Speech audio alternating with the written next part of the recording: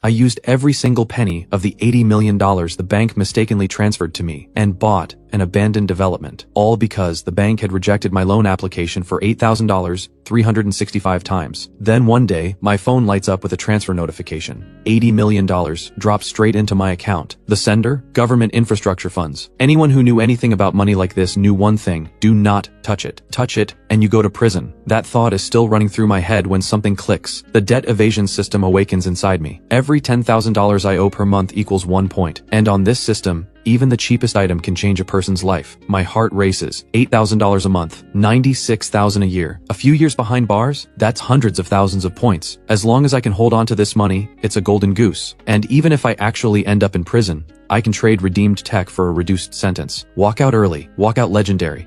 A few years inside and I come out fully maxed out. A tech empire waiting to be built. So I start thinking, how do I keep this money? How do I spend 80 million fast? Wire transfers, too traceable. Normal spending, too slow. Both can be clawed back. Buying a car or a house takes too long. Still recoverable. Then it hits me. Abandoned developments. Those developers are already drowning in debt. They're one step from the ledge. The moment this money lands in their hands, in less than 5 minutes, it vanishes. These guys have creditors lined up around the block. The bank trying to chase this money through a developer like that? Not going to happen. And here's the real play. If the developer clears their debts, will they take out new loans and finish the building? If they do, the project doesn't fail, it profits. And even if the developer runs, I've already earned my points. Once the points are mine, I'm not losing anything. Worst case, prison, or repay it later. This is the 21st century. Stall for 9 days and those points are mine. I pull up a list of nearby stalled developments, grab my phone, and dial the sales office. Hello? A bright, crisp female voice answers. I want to buy a unit. I'm sorry, sir, did you just say? She sounds stunned. I believe your boss can pull through. I wanted to buy several units, actually. Your prices must be pretty low right now, right? Check with your boss. Yes, sir, one moment, sir, please hold. She can barely believe it. Someone thinks we'll go up in value? Is he joking? The only thing going up around here is the body count. Ray, the boss of Ray's property group, looks completely baffled. For real? They want to buy multiple units? And asking about current prices. Give me the number. I've seen plenty of suckers, but one who walks into a sinking ship voluntarily? This guy's jumping on a falling sword. Ray is suspicious, but curious. Moments later, an unknown number calls. Hello? You're the one trying to buy a unit? Ray's voice is full of suspicion. That's me. I want to know the current prices at Celestia Heights. You sure you're not here to pull something? Fine, I'll be straight with you. The bank has a $300 million loan coming due.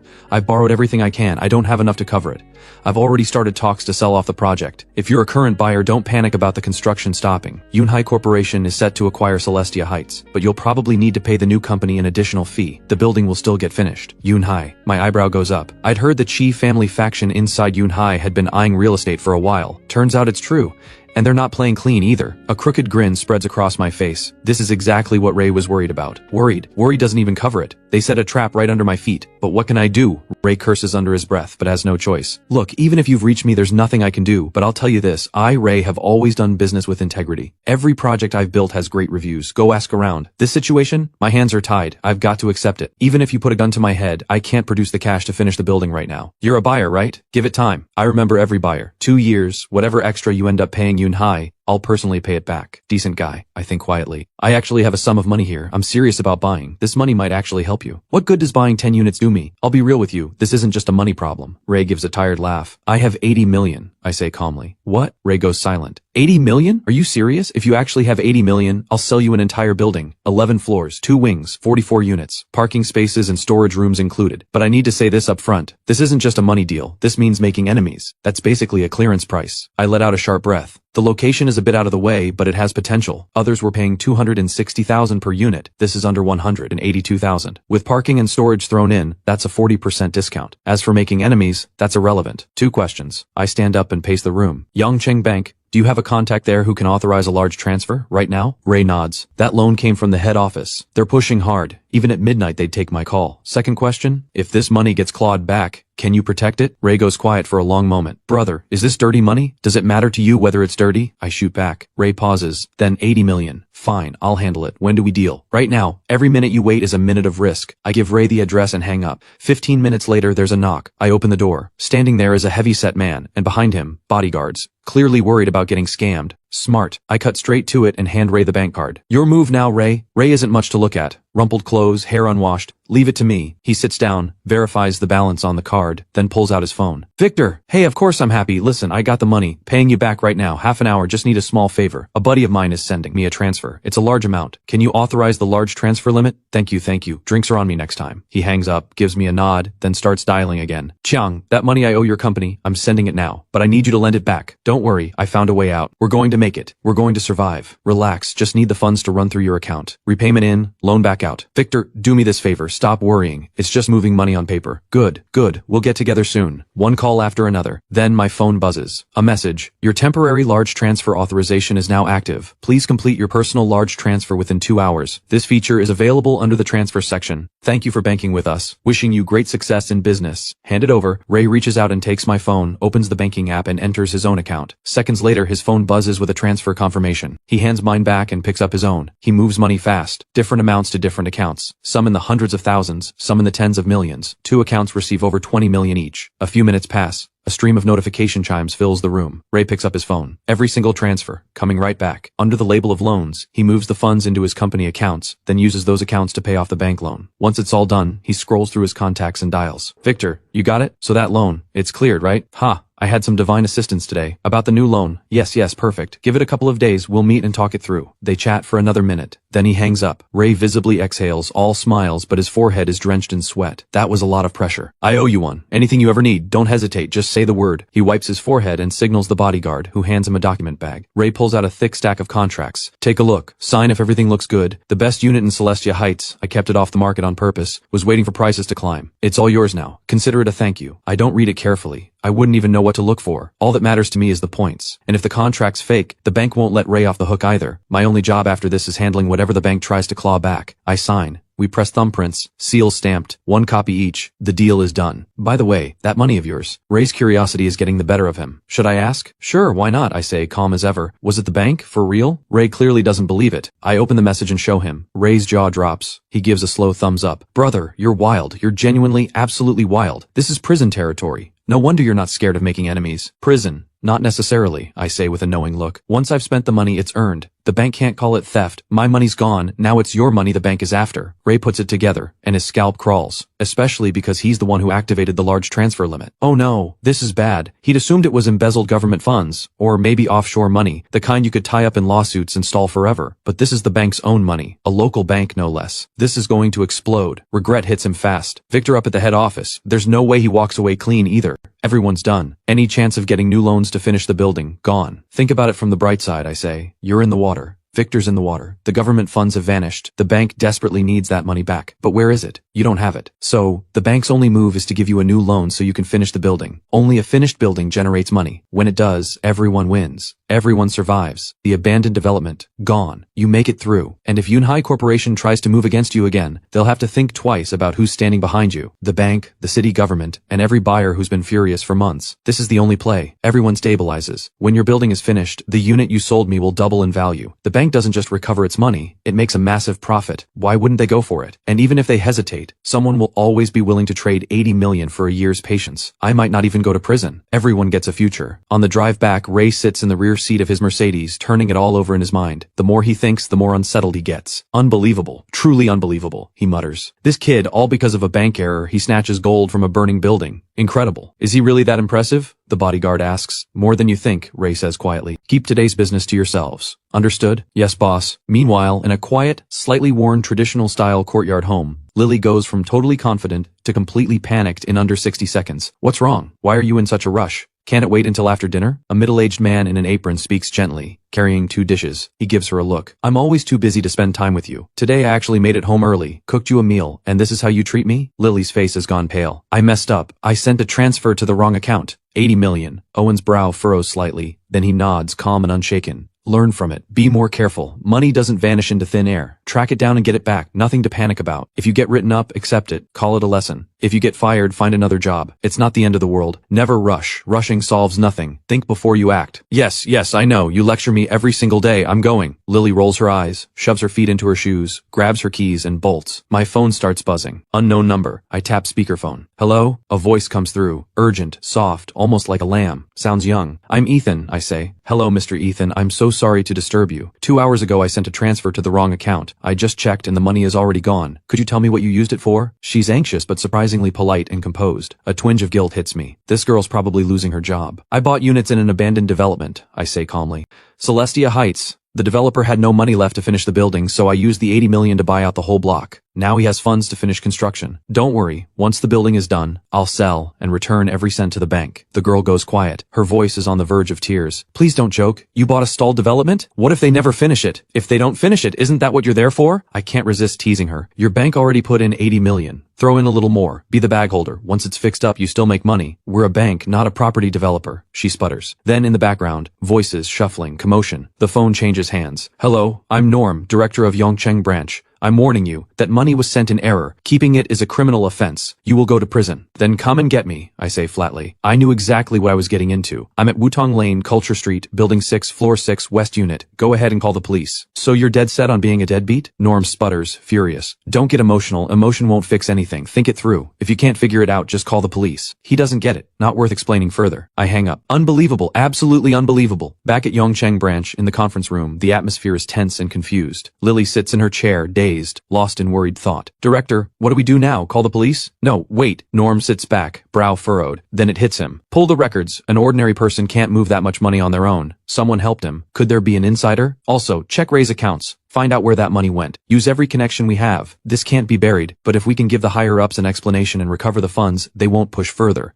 The amount is large, but at the end of the day it's still just a misfire. The room shifts. Insider hits different. Eyes slide toward Lily. Lily's face drains of color. She genuinely made a mistake. A simple error. But if she gets labeled an insider, she becomes an accomplice. No one's watching her face anymore. Norm slaps the table. Let's get to work. The records come in fast. Norm stares at the data, expression shifting to disbelief. Everyone else in the room mirrors him. The money moved within 20 minutes of hitting the account. That decisive. Director, Ray's account moved the funds to 8 different accounts within 1 minute of receiving them. All corporate accounts. 2 of them are major firms. 1 in the provincial capital, 1 here in Yongcheng. We called. They said it was debt repayment. Director, based on our investigation of Ray and his company accounts, all 8 of those companies transferred money back to Ray's company. Within minutes, labeled as loans. Total, 80 million exactly. And it gets worse. Director, Ray's company account, within 3 minutes of receiving those funds, wired everything to the head office, classified as loan repayment. The loan was under Deputy Victor's name. Found it, Director. According to the head office, the large transfer authorization on your account was activated by a colleague at the head office, at Deputy Victor's personal request. The room goes silent. The insider is Victor? Disbelief all around. Norm sits there, stunned. The insider is above him. He grabs his phone and bolts. Victor is his former mentor, the man who rose up from this very branch. If Victor goes down, Norm goes with him. Victor, you're in trouble. Serious trouble. I'm not exaggerating. This is bad. 80 million. You authorized the transfer. All right.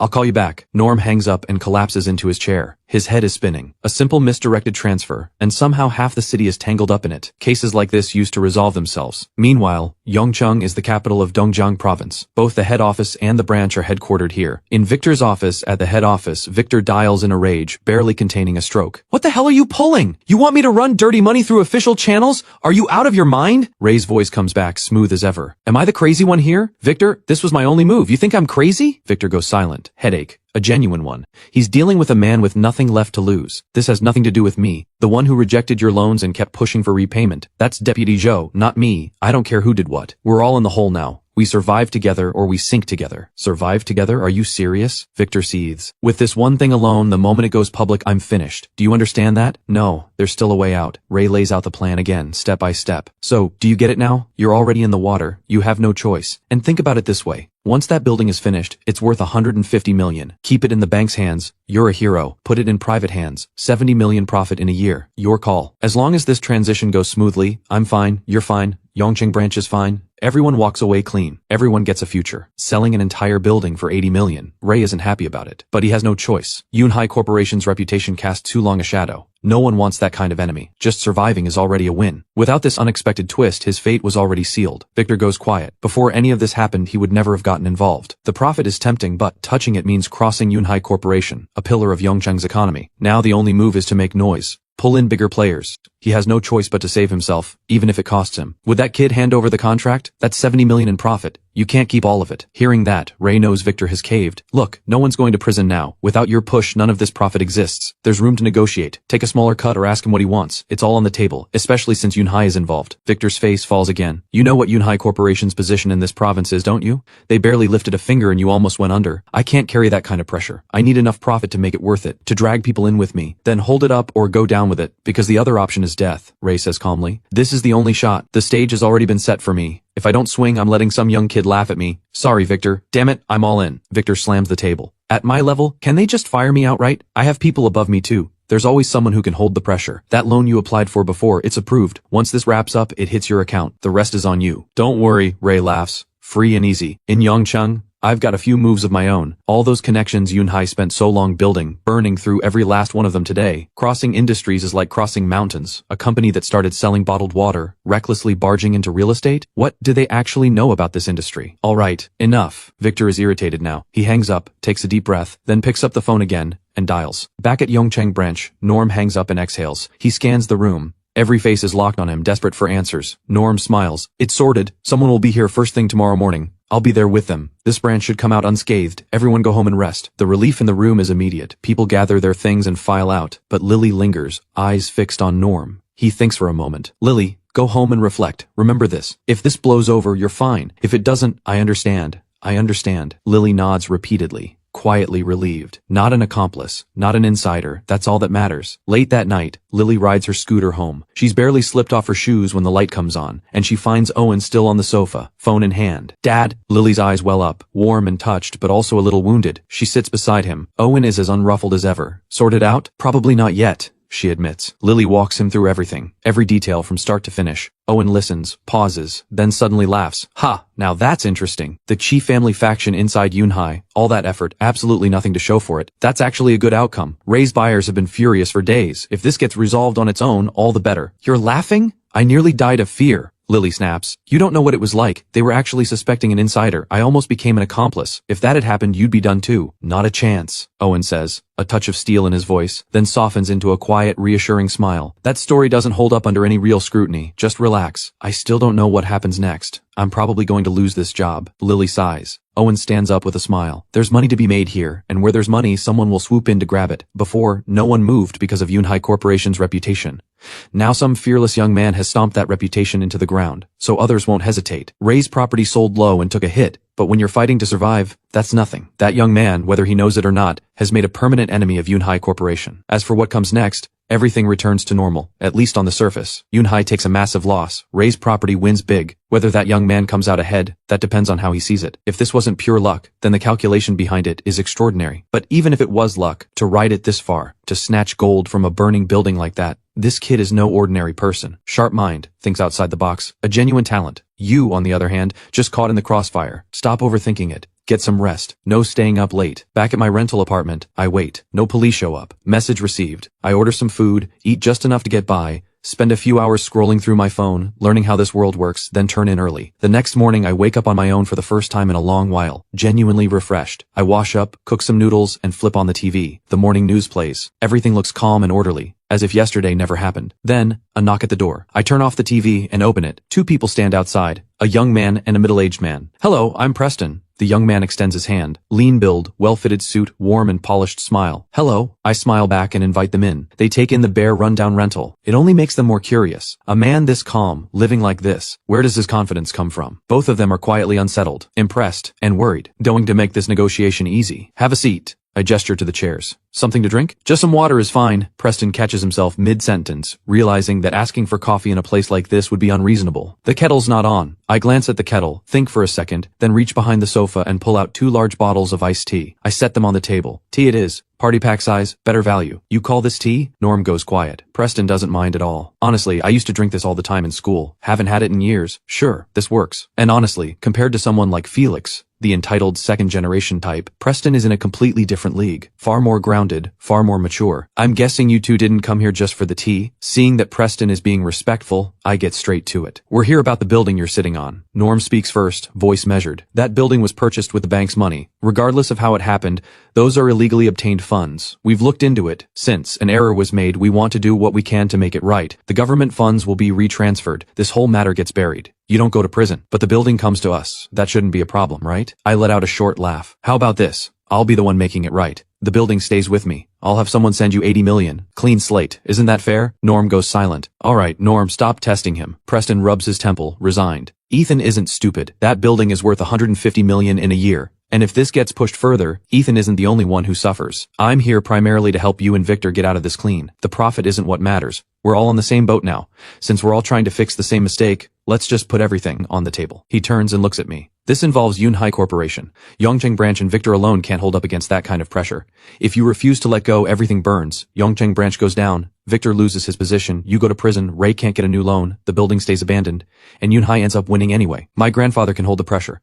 But even helping Victor and Norm out of this costs us something. So, tell me your terms. As long as they're reasonable, I can make the call. Now we're talking. I smile, glance at Norm and say, honestly, I have no interest in the building, but debt, that's something I'm very interested in. Here's my offer. Lend me 80 million. The building is yours. By this time next year, when it sells for 150 million, I'll repay the full 80 million with interest. Essentially no conditions. You walk away with pure profit. Impossible. Preston shakes his head. It's not that I don't trust you, but the truth is, you have zero business experience. Lend you 80 million and I'm worried I won't see even 80,000 back. Here, listen to my terms. 10 million. I give you 10 million. You transfer the building over. Everything that follows has nothing to do with you. That's 10 million in pure profit. How does that sound? One lucky break, snatching gold from a burning building, walking away with 10 million out of thin air. That's a massive win. If it were me, honestly, the money would be secondary. Just the story alone, I could brag about it for half my life. 10 million. I think it over. It's a lot of money, but it's earned income, not debt. It doesn't generate points. No points means no tech redemption. And without redeemed tech, what's 10 million really worth? Going into business with raw money alone. Now that would be genuinely stupid. I'd probably lose every cent. I know myself well enough.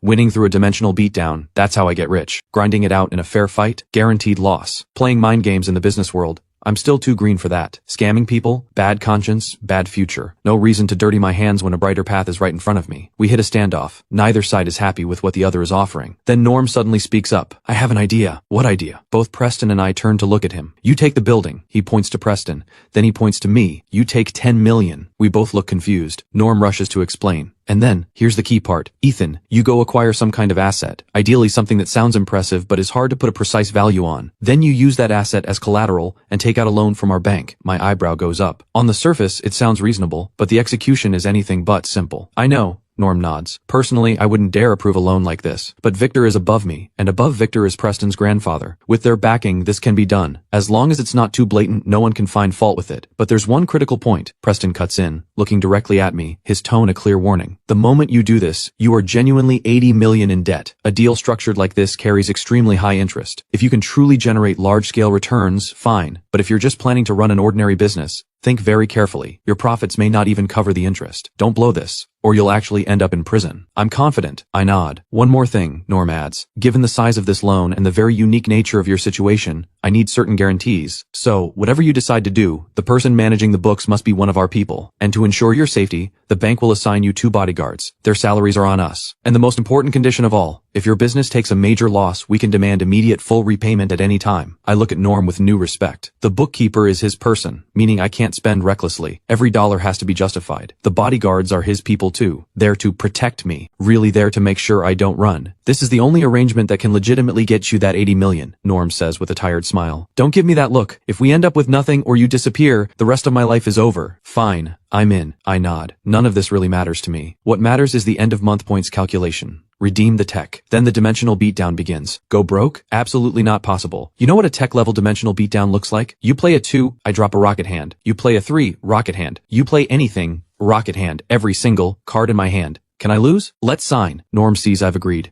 No more words needed. He pulls out the prepared contract, then takes out a blank sheet of paper. Don't worry about me backing out later. I'm writing you a personal pledge. If I break it, I go to prison with you. He writes quickly, presses his thumbprint, signs, and hands it to me. Listen carefully. No one outside of us can ever know this exists. Read it. If you're satisfied, I'll seal it. Once the loan is fully settled, you must return it to me, completely intact.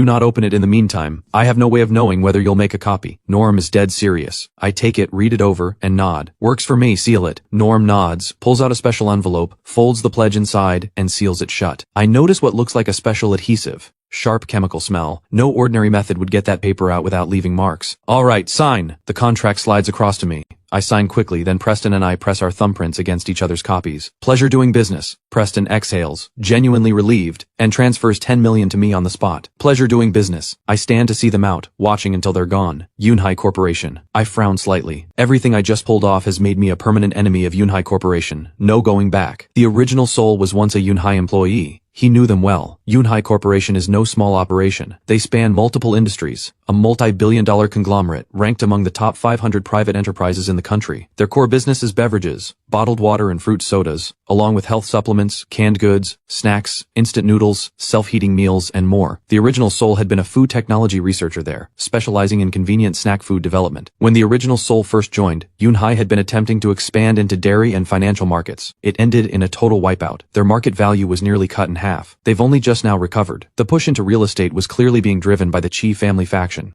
In recent years, housing prices had been climbing so fast that the government started paying close attention, cracking down from every direction to cool the market. Real estate is practically a dying industry at this point. Jumping in now? Either they're out of their minds, or they're trying to cash in on the last wave, thinking about what happened to Ray's property and the internal power struggle inside Yunhai. I'm fairly sure it's the latter. But since I've made them an enemy for life, I can't just sit back and wait for trouble to find me. Waiting is not my style. I move first. My eyes drift to the cheapest items in the system. Water quality enhancement tech. 5,000 points. Review, honestly, just buy the genetic enhancement serum instead. Food and beverage formula optimization tech. 5,000 points. Review, now this is the one. This is the one. Sit back, enjoy the good life. If I redeem both of these techs, taking down Yunhai Corporation would be child's play. But no. The real target is a world-class beverage brand. Yunhai? Just collateral damage. Gets crushed on the way. That's the move. A strange smile spreads across my face. I check my phone. 10 million sitting in the balance. I scroll through my contacts. Find an old classmate. I heard your hometown is known as some kind of longevity village, great water, healthy living, and there's a natural reservoir nearby. I just lost my job, thinking of starting something. Mind if I come check it out? Sure. No need to take time off, just swing by when you can, show me around. Perfect. Done. I'll book my ticket now, heading over now, see you at noon. A little over an hour later, I open my door without a care in the world and find 4 people standing right outside.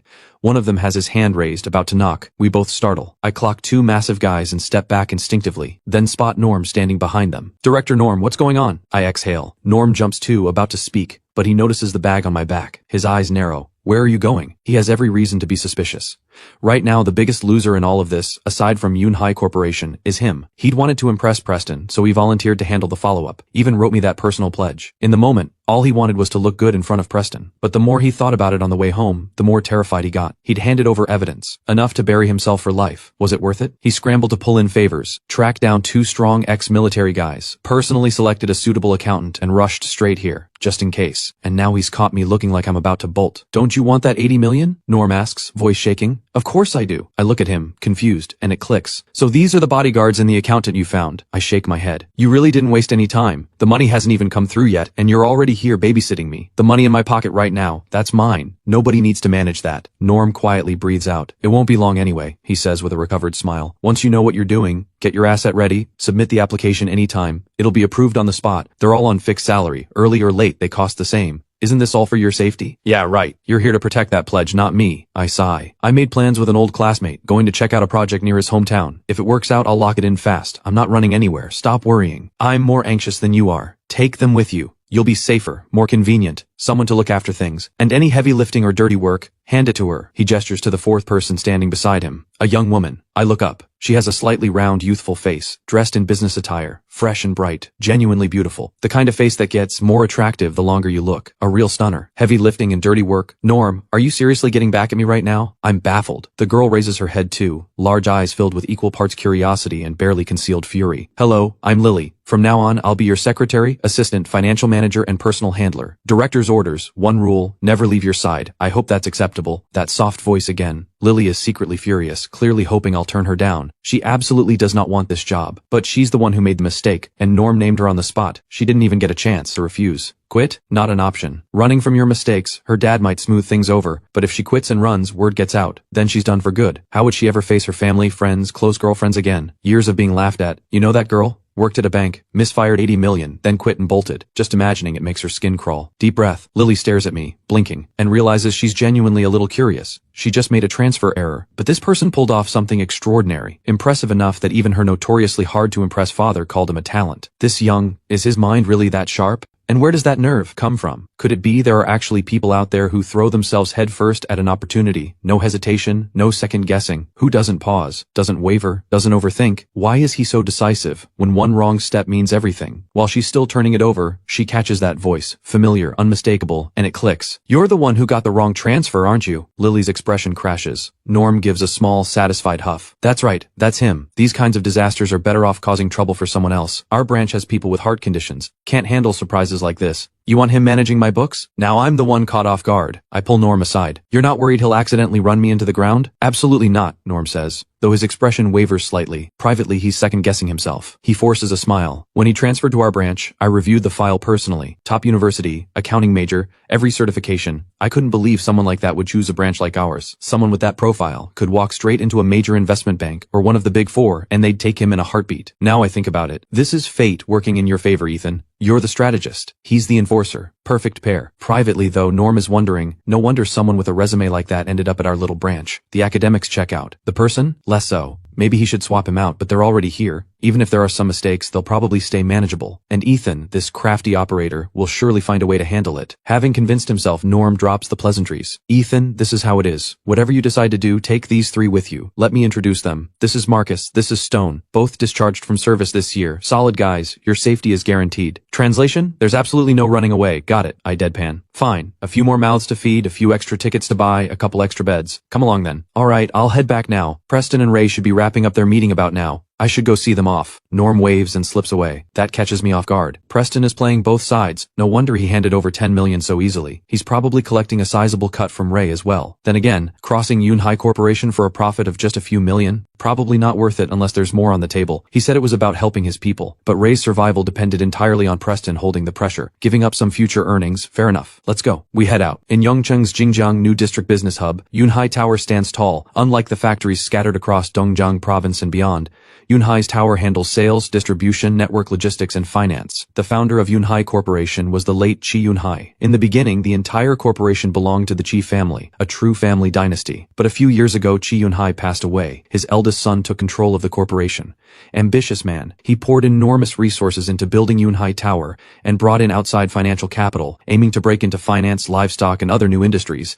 But he overreached badly. Within just 2 or 3 years, Yunhai suffered crushing defeats across multiple sectors. The corporation's assets were cut nearly in half. Through public listing, equity restructuring, and outside investment, Yunhai eventually stabilized. But today's Yunhai Corporation is no longer under the Qi family's control. The Qi family is more like a figurehead now, holding less than 15%. The rest of the equity is distributed among various investors. Rex, the eldest Qi, is still chairman in name, but in reality, he was sidelined long ago. Today, Yunhai's true power lies with the professional CEO, Director Kane. Kane is a man in his mid-40s, in his prime. He had served as a senior executive at multiple major corporations. His exceptional performance led a coalition of investors to recruit him as president. Sharp, driven, meticulous, full of energy, highly capable, with outstanding vision and a strong sense of the big picture. That was the consensus across every major headhunting firm. After taking the role at Yunhai, leveraging his investor backing, he completed a full internal restructuring in just 2 months, executed a sweeping round of layoffs and streamlined the core team, and used the process to consolidate control over the board. You have to admit, the man is formidable. With the investors' trust and the employees' support, Kane today holds absolute authority inside Yunhai Corporation, much like the Qi family once did. At this moment, an internal meeting is underway. The large screen plays through the full sequence of events. Text, images, the full picture laid out for everyone in the room. A woman in a sharp blazer speaks, her voice cool and flat. That is how it happened. I have never agreed with the corporation entering a nearly obsolete industry like real estate. But since it has happened, we absolutely cannot allow Yunhai Corporation's reputation to be stomped into the ground. That will affect our investor rating. I expect the Qi family and everyone else present to come up with a solution. Vivian, you talk too much. Felix cuts in suddenly, face dark. Do I? Vivian's expression doesn't change, ice cold. If you don't have the ability, don't act. The more you do, the more you lose face. And what exactly does that mean? Felix erupts, shoving back his chair. From the head of the table, Kane raises a hand. Enough. Sit down. I need solutions, not arguments. Felix, listen. Sit down. From the second seat, Rex, the current chairman, adds his weight. The executives below breathe a little easier. The tension at the top is crushing. Our contact at the head office sent word. Pressure has come from above. Deputy Joe says his hands are tied. Someone speaks. Based on our investigation, the one who applied the pressure was Dongjiang Province's chief financial and economic official. What about our investors? Is there any room to intervene? Rex looks to Kane. Not anymore. Some things go beyond profit. There are deeper layers here. All I can say is it was one thing leading to another. Kane shakes his head. Are we just going to let this go? Felix refuses to accept it, especially when he sees that familiar face on the presentation screen. He's grinding his teeth. Is this payback? Because of some woman? This is too far. From this moment on, the Chi family's grip on Yunhai Corporation slips down yet another level. That woman, this is all your fault. He wants to go back and make her pay. Then what other option do we have besides accepting it? This place is always run on relationships and unspoken rules. The brute force capital playbook doesn't work as well here. A returned overseas executive speaks flatly. Enough. Kane raises his hand again. Ray's Property Group is a small matter. Yes, the investment wasn't nothing, but it's within acceptable loss range. Any investment carries risk. Nothing is ever guaranteed. Before committing, we should have planned for failure. The unexpected factor right now is just one small, unknown individual. We at Yunhai Corporation don't lose, but we absolutely can't afford to lose to some nameless nobody, and one who was fired by our own corporation no less. What you need to be thinking about right now is how to recover our reputation and protect our investor rating. The moment those words land, the room falls completely silent. Kane is right. Losing is normal, but losing to a complete nobody isn't just infuriating. It's a question of how you ever recover face, how you protect the rating. You can call it an accident, but outsiders have to believe it. Right now, the move is to keep the narrative contained. Either the world finds out Yunhai Corporation lost badly, or the world is reminded that Yunhai Corporation is not to be messed with. Meeting adjourned. Anyone with a real idea, come find me in my office. A long pause. No answers come. Kane can't sit still any longer. He stands, resigned, and leaves. The moment he and Rex are out the door, the room erupts. Executives talking over each other. This is a mess. From everything in that file, that guy is completely untouchable. Just got fired by us. Apparently has a medical condition. Hard to even go after him. Exactly. Nothing to grab onto. No angle of attack. What if we expose what's really behind all this? Are you serious? That kind of talk stays in this room. Think about how many people are involved. As long as the people above stay clean, doing that is like kicking a monk at the foot of a holy mountain. You'd be the one destroyed. Exactly right. Nothing in this story takes anyone down. Nobody technically did anything wrong. If it gets out, we become the punchline. Outplayed by someone we ourselves fired. Then there's really only one old play left. Hype him up. It actually works. If you make him sound legendary enough, losing to him stops being shameful. I don't see how. Hyping up big institutions, sure.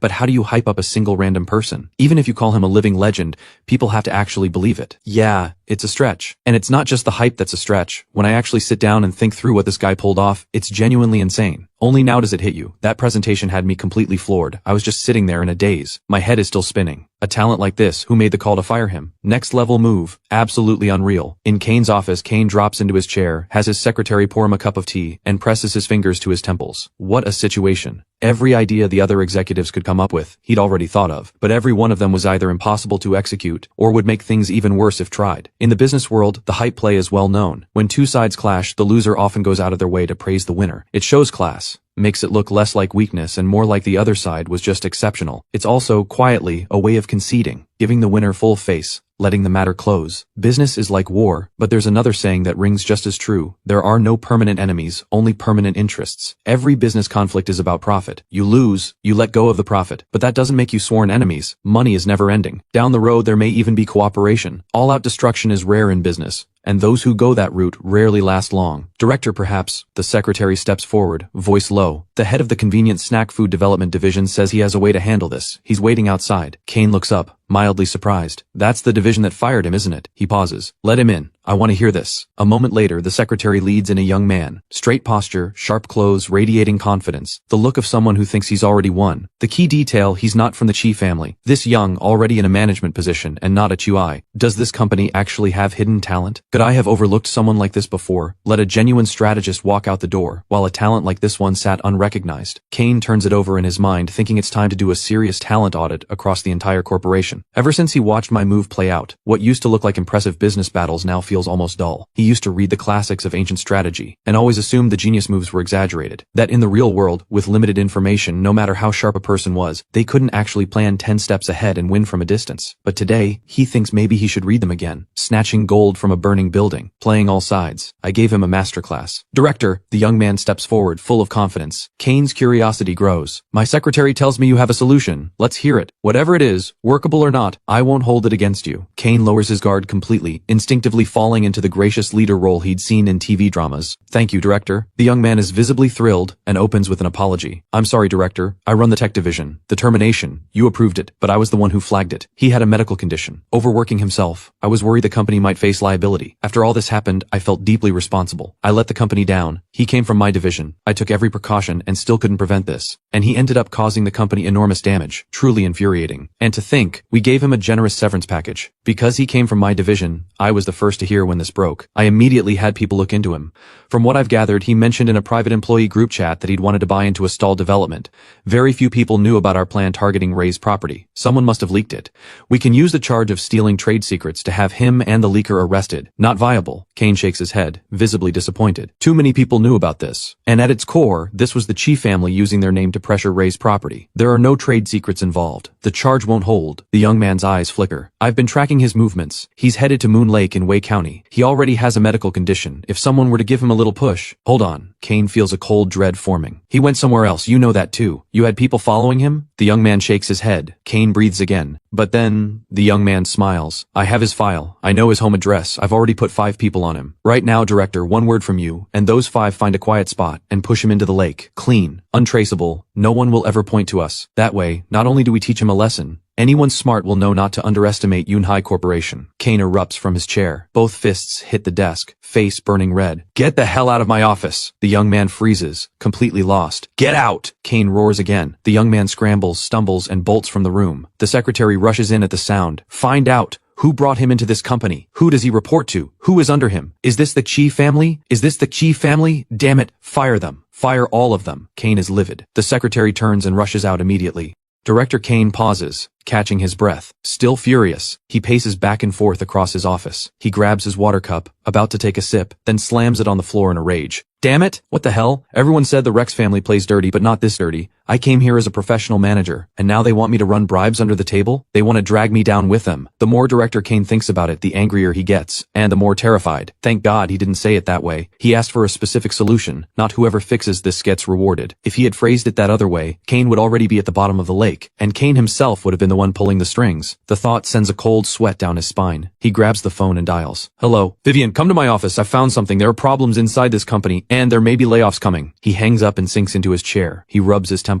What is wrong with these people? This company isn't your family property. You're just a worker, making what, a few bucks a year? And you're out here risking your life for them. What exactly did the Rex family give you? Meanwhile, at Moon Lake in Wei County, an autumn breeze drifts across the water. The surface ripples gently. I sit on a small wooden boat. Lily is on her own side, quietly brewing tea to pass the time. I open my phone, about to message my old buddy, but I'm hit with a flood of messages instead. From the finance department. Hey, you bought a whole building? Weren't you the guy who was too broke to buy a normal apartment and had to settle for an unfinished building? And now you bought the whole unfinished building. From the general affairs department. No way. Is this real? The boss got rich the second he quit. What, did you decide work wasn't fun anymore and went home to inherit a billion-dollar fortune? From HR. It's real. I saw the internal meeting documents. Name matches. Photo matches. It's him. From the tech department. A whole building. From quality control. Oh my God. Young Master Ethan is that loaded? Then why was he borrowing money from us? Just to experience what it's like being broke. From sales, I always knew it. People are just built different. Some people are born with horses. Some people just pretend to ride them. Turns out he actually owns the horse. From another tech staff member, he tried to borrow money from me too last time. I said no, huge mistake. I should have grabbed onto that leg when I had the chance. On top of the group chat, there are private messages too. From the finance department, please, I am begging you, do not tell anyone it was me who leaked this. I'm done for if you do. You have no idea what you've pulled off. The entire group is in an uproar right now. The whole leadership team is losing their minds. I reply, okay, I'll make it worth your while. Another message from the same person. Then there's one from his old manager's manager. Do you have any idea what you've done? Why would you do this? The company never wronged you. You should be grateful. I type back, idiot, block, delete. The next message is from that awful woman, Jin Yalan. Where did all that money come from? You said you gave me everything you had. Liar. Cheap, stingy man, look at you. Even with all that money, you'll never compare to Felix. Blah, blah, blah. My eye twitches as I read it. Without hesitation, I reply, you're right. I didn't give you everything. There's still one thing I owe you. Hasn't your mother been feeling unwell lately? I'll send her ashes your way. Block, delete, done in one smooth motion. What kind of people are these? I shake my head in disbelief. Just then my phone rings. I look up. Someone on the shore is waving at me, phone in hand. The boat drifts to shore. He climbs on. He looks at Lily, then at Zach and Buck, clearly surprised. Ethan, is this your girlfriend? And who are these two? No, I wave it off. I'm single. This is my assistant Lily. And those two are Zach and Buck, my bodyguards. An assistant, bodyguards. He stares, jaw dropping. What's going on with you? Are you here to invest in Y County? I smile and gesture toward Moon Lake. Rocky, I'm planning to build a water plant right here, produce bottled drinks and spring water. What do you think? You're joking, right? Rocky looks genuinely lost. I mean, sure, Moon Lake connects to underground rivers, so water's not the issue. And yeah, Y County has that whole land of longevity reputation. But there's no minerals in this water. It's literally just river water. Someone was peeing on the riverbank not 10 minutes ago. Who's going to buy that? Only a fool. That's exactly the point, turning the impossible into something real. I keep my face calm and confident. But inside, I'm rolling my eyes. If there were a better location, I couldn't afford it anyway. Seriously though, what is going on with you? Rocky plops down, completely dazed. He looks at Lily, then at the two bodyguards, then back at me. It feels like a dream. This guy was a total simp just a while back. How did he blow up overnight? I gaze out at the lake shimmering in the sunlight. This lake is basically a natural reservoir. Why hasn't anyone turned it into a tourist spot? You're actually serious about this? Rocky still can't quite believe it, but he answers anyway. Young City is the provincial capital. There are plenty of tourist spots around it. Y County falls under Young City's jurisdiction, but it's just too far out of the way, and most of the young people in Y County have left for Young City to find work. The local economy here can barely keep itself going. Forget about tourism. The reservoir is nice, but it's too remote. Not worth the investment to develop it. The county government did consider it years ago, but they ran the numbers and dropped the idea. That said, if you're actually serious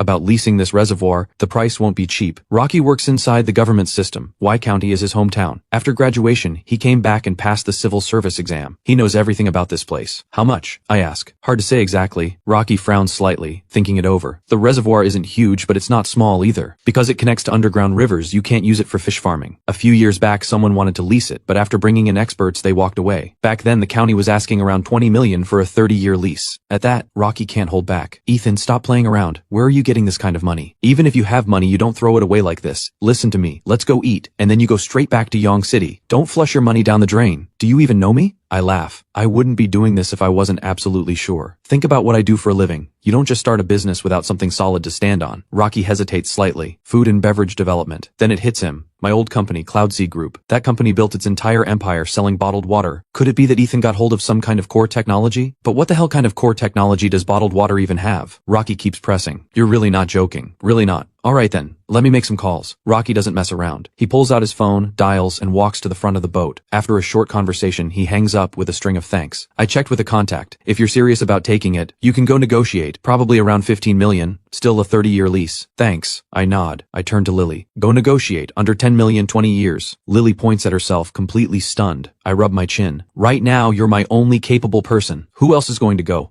Before she can argue, I add, or you could call Director Norm and ask him to send someone more competent. Lily immediately goes quiet and stares at the floor. She's frustrated and stuck.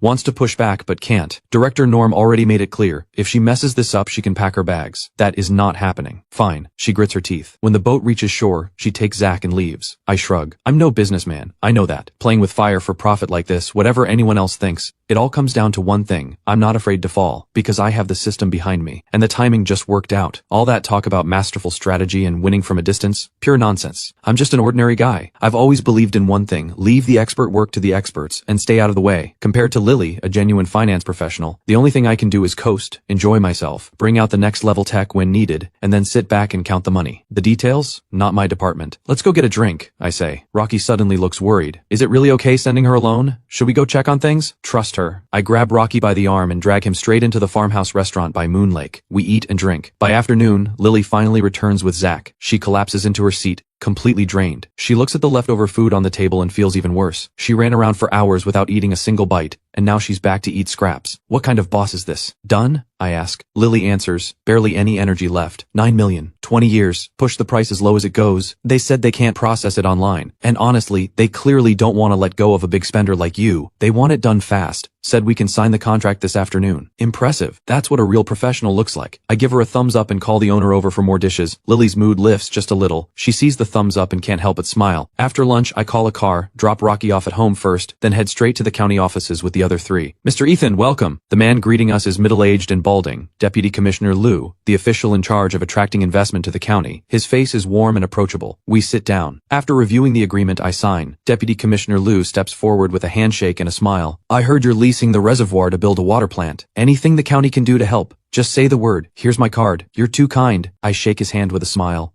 The reservoir is just the first step. A water plant and a food and beverage processing facility will follow. We'll be counting on the county's support. Absolutely, no problem at all. Deputy Commissioner Lou beams. Being close to the provincial capital is both a blessing and a curse for Y County. A blessing because the commute for workers is short. A curse because the county itself can never quite break out of the shadow. Someone coming here to build a factory? That's nothing but good news, even if the business idea sounds completely out of left field. We say our goodbyes. I head back to the hotel with the others, take a photo of the contract, and send it to Director Norm. You're not pulling my leg here. $9 million for a reservoir lease? Director Norm sounds agitated. We agreed on something impressive sounding and hard to verify in value, right? This broken down reservoir can't justify anything. Forget about me. Not even God himself would loan you $80 million for this. The water quality is excellent. Drink it. Live longer, I say. Save that pitch for someone else. Director Norm goes silent for a moment. Kid, I want to help, but this really doesn't work. I'm not bluffing. Look at the BioVital water enhancement technology in the system. Why is it called that? Why not just purified water or something like that? Because it's not spring water. It's not purified water. It's water that has been processed and enhanced to actively benefit the human body. Call it water if you want, but it's really closer to a health supplement. And a real one, not a fake. The system even has a note on it. Says it's almost as good as buying gene evolution serum. What does that mean? It means this thing actually has a fraction of the gene evolution serum's effects. Maybe less than 1%, maybe even less than 0.1%. But it works. The problem is the points haven't come in yet, so I can't produce a sample. The two of them go back and forth for over 10 minutes. Neither one convinces the other. Director Norm gives up, exhausted and frustrated. He wants to say something harsh, but can't quite bring himself to. Ethan has something on him. If the kid snaps under pressure and reports him, it's over. Good thing he arranged the bodyguards and assistant in advance. As long as Lily is watching the money, it probably won't go sideways. And if things start going under, he can pull the remaining loan, lock down the factory, and sell it off. Even if there's some loss, it won't wipe everything out. He tells himself, this is all just helping the kid. Besides, Preston will pull him through when the time comes. Even if the director's seat is gone, at least it beats prison. With that thought, Director Norm's face goes pale and hollow. He says, voice flat, I'll have Lily prepare all the documentation. The funds will be transferred within 3 days. You need to think this through carefully. If you can't pay it back, you're going to prison. Take care of yourself. The call ends. I shrug. I never waste time worrying about things that haven't happened. With next-level tech behind me, how could I lose? Meanwhile, Director Norm's expression shifts. Deep regret settles over him. He thinks for a moment, then calls Preston. Yeah, Preston, it's like I said. Yeah,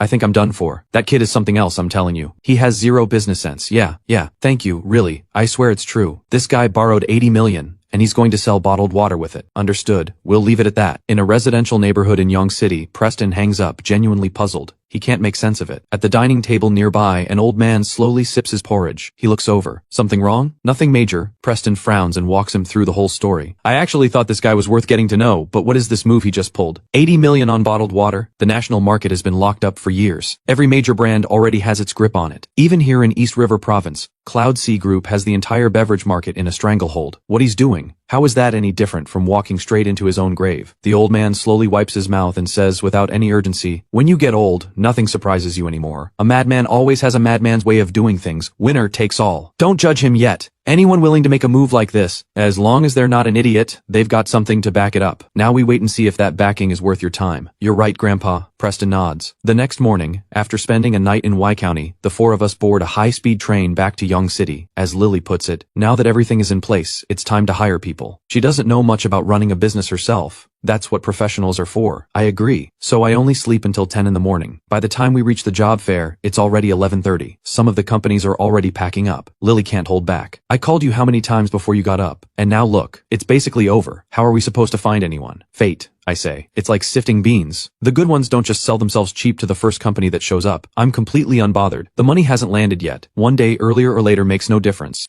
With the system on my side, as long as the people we hire aren't idiots, they'll find a way to make something happen. Lily rents a booth. A makeshift sign goes up. I drop into a chair like I own the place. People walking by stop and take a second look. Eyes light up, but almost no one dares to step forward. There's an assistant, there are bodyguards, and the bodyguards look like stone guardians. This setup clearly isn't looking for ordinary workers, but there are always exceptions. A few minutes later, a scruffy, unshaven, burned-out-looking middle-aged man walks over and drops into the seat. What positions are you hiring for? Everything. What do you want to do? The man laughs at everything. Are you hiring a general manager? Think I'd fit the bill? I think you would. I pull out a contract and place it on the table. Sign it. The contract was prepared by Lily. The company itself was pushed through yesterday with Deputy Commissioner Liu's full green light. The man freezes. Lily stares at me in disbelief. Just like that? I smile. What? Scared? Nothing scares me, the man says, flipping open the contract. Starsea Foods and Beverages, founded yesterday, based in Y County. Looks like you're still in the setup phase. He pauses. So how much are you paying? I shake my head. I have no idea what you're worth. But you do. The salary for this position. Write it yourself. Be confident enough and $1 million a year is on the table. The man grins. Jay laughs. He's been through a brutal stretch. Failed in love, failed in his career, cooped up at home for 2 months. Didn't expect to walk outside and meet a madman. But madmen, they're not so bad. Everyone around him had written him off as a total failure. But this stranger in front of him, he's willing to trust him. Give him a shot. Something stirs in Jay's chest. Ambition. Maybe even a little gratitude. You won't regret this. Jay writes general manager under position and $800,000 a year under salary. He puts the pen down.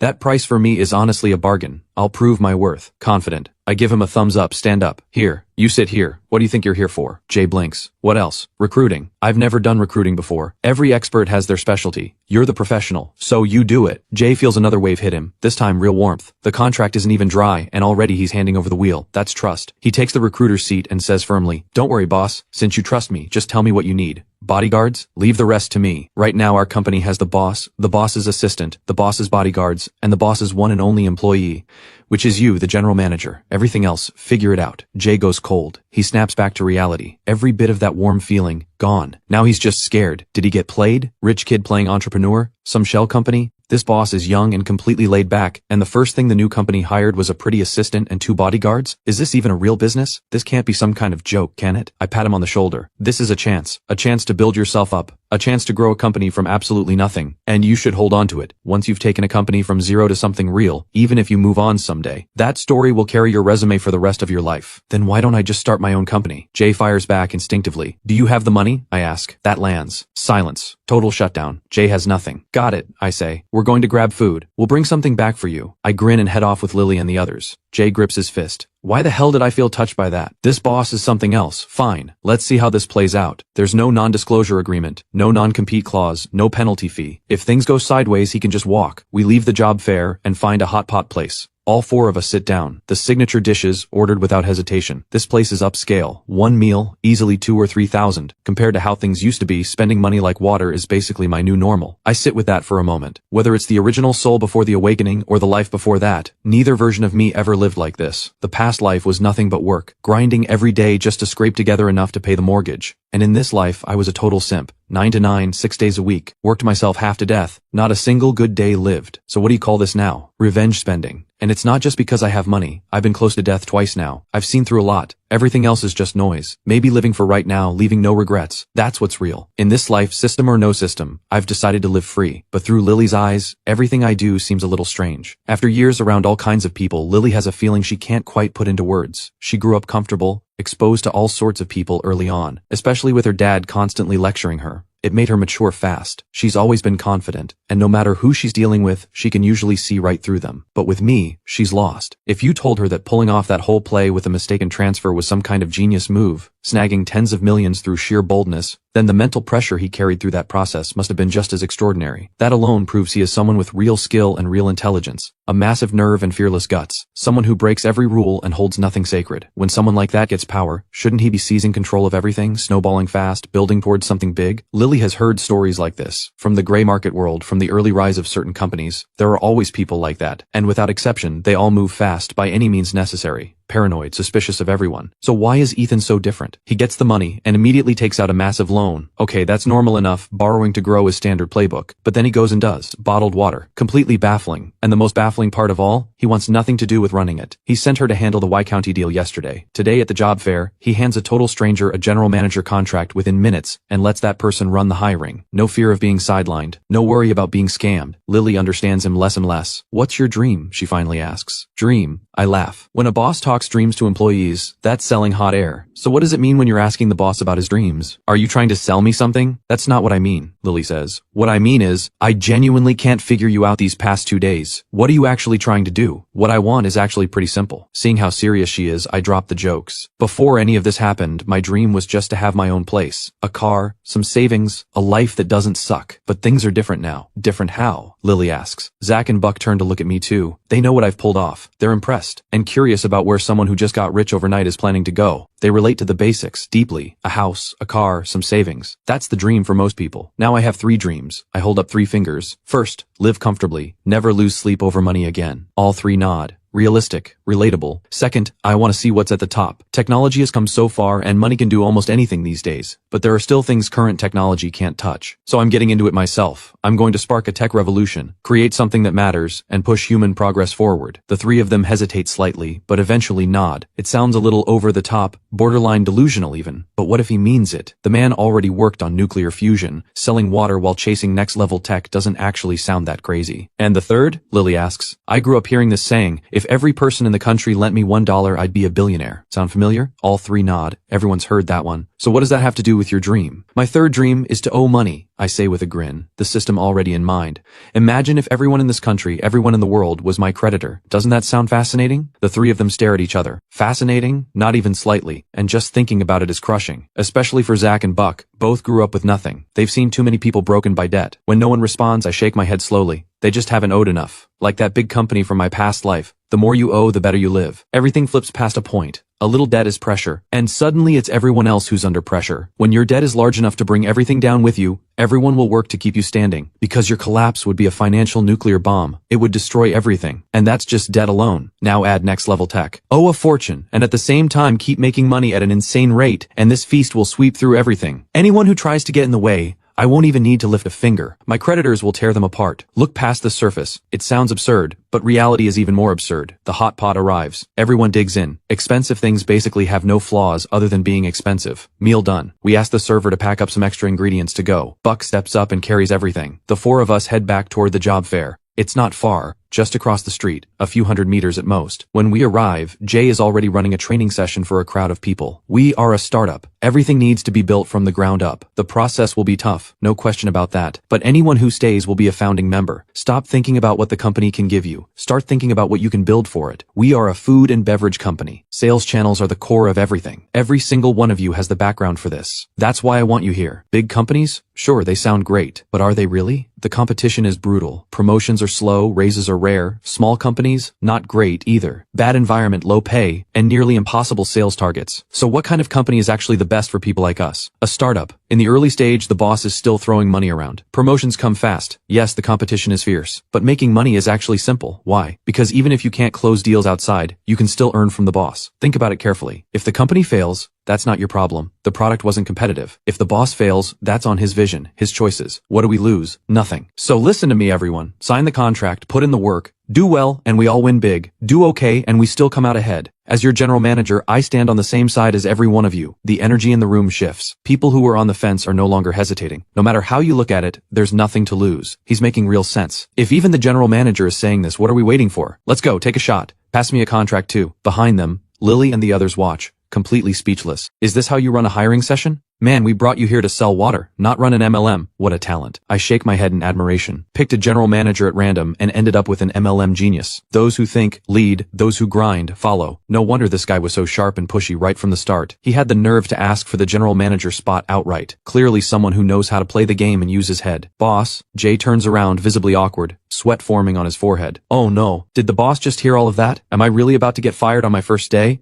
You said it well. I pat Jay on the shoulder. You really are a genius. Relax. No hard feelings. Now eat. I take the stack of takeout boxes from Buck and set them on the table. I turn to Lily. Go help them sort the contracts. Then I pull Jay down to sit. Jay looks at the spread in front of him and feels suddenly that this boss actually gives a damn about him. Boss, what do you need from us next? I glance at the group signing contracts. How's the hiring looking? Enough to get the company running. The floor workers will be recruited in Y County. But there's one critical issue. Jay pauses. I've worked as a professional manager before. Nothing famous, but I've studied the food and beverage space. The core of this industry is R&D, not management or sales. Those are actually the easier parts. For a startup, I can cover most things myself. Procurement, manufacturing, distribution. We can build those teams gradually or promote from within. Sales is manageable too. This group all has sales backgrounds, so putting together a basic team to get started is doable. The real question is R&D. Does this company actually have a product? How much are we planning to invest in development? Jay looks at me directly. This matters a lot. Anyone serious about this industry has to have a core technology, a proprietary formula, before they ever get started. From Jay's perspective, I should be no different. But you never know. What if this boss is just charging in blind? Nothing in hand, no plan. Then it's all over. The hiring would be wasted, the contracts meaningless, and Jay himself would be walking out the door. Relax. I nod. We have a formula, a product unlike anything else on the market. Massive commercial value. You can count on that. Right now the focus is building the factory, getting the custom production line, and sourcing raw materials. Jay visibly relaxes and smiles. That part's easy. I looked it up. The factory site is in Human Village, Y County. The location is surrounded by mountains and water. It's actually where Y County sources most of its construction materials. Transportation is straightforward. Once the contractor is locked in, we can have it up in under 2 weeks. That fast? I'm surprised. Not exactly, Jay says, shaking his head. What goes up first is the factory floor itself. Prefabricated steel structure, pretty simple. The real time goes into leveling the ground, laying out the site, putting up the perimeter wall. All in all,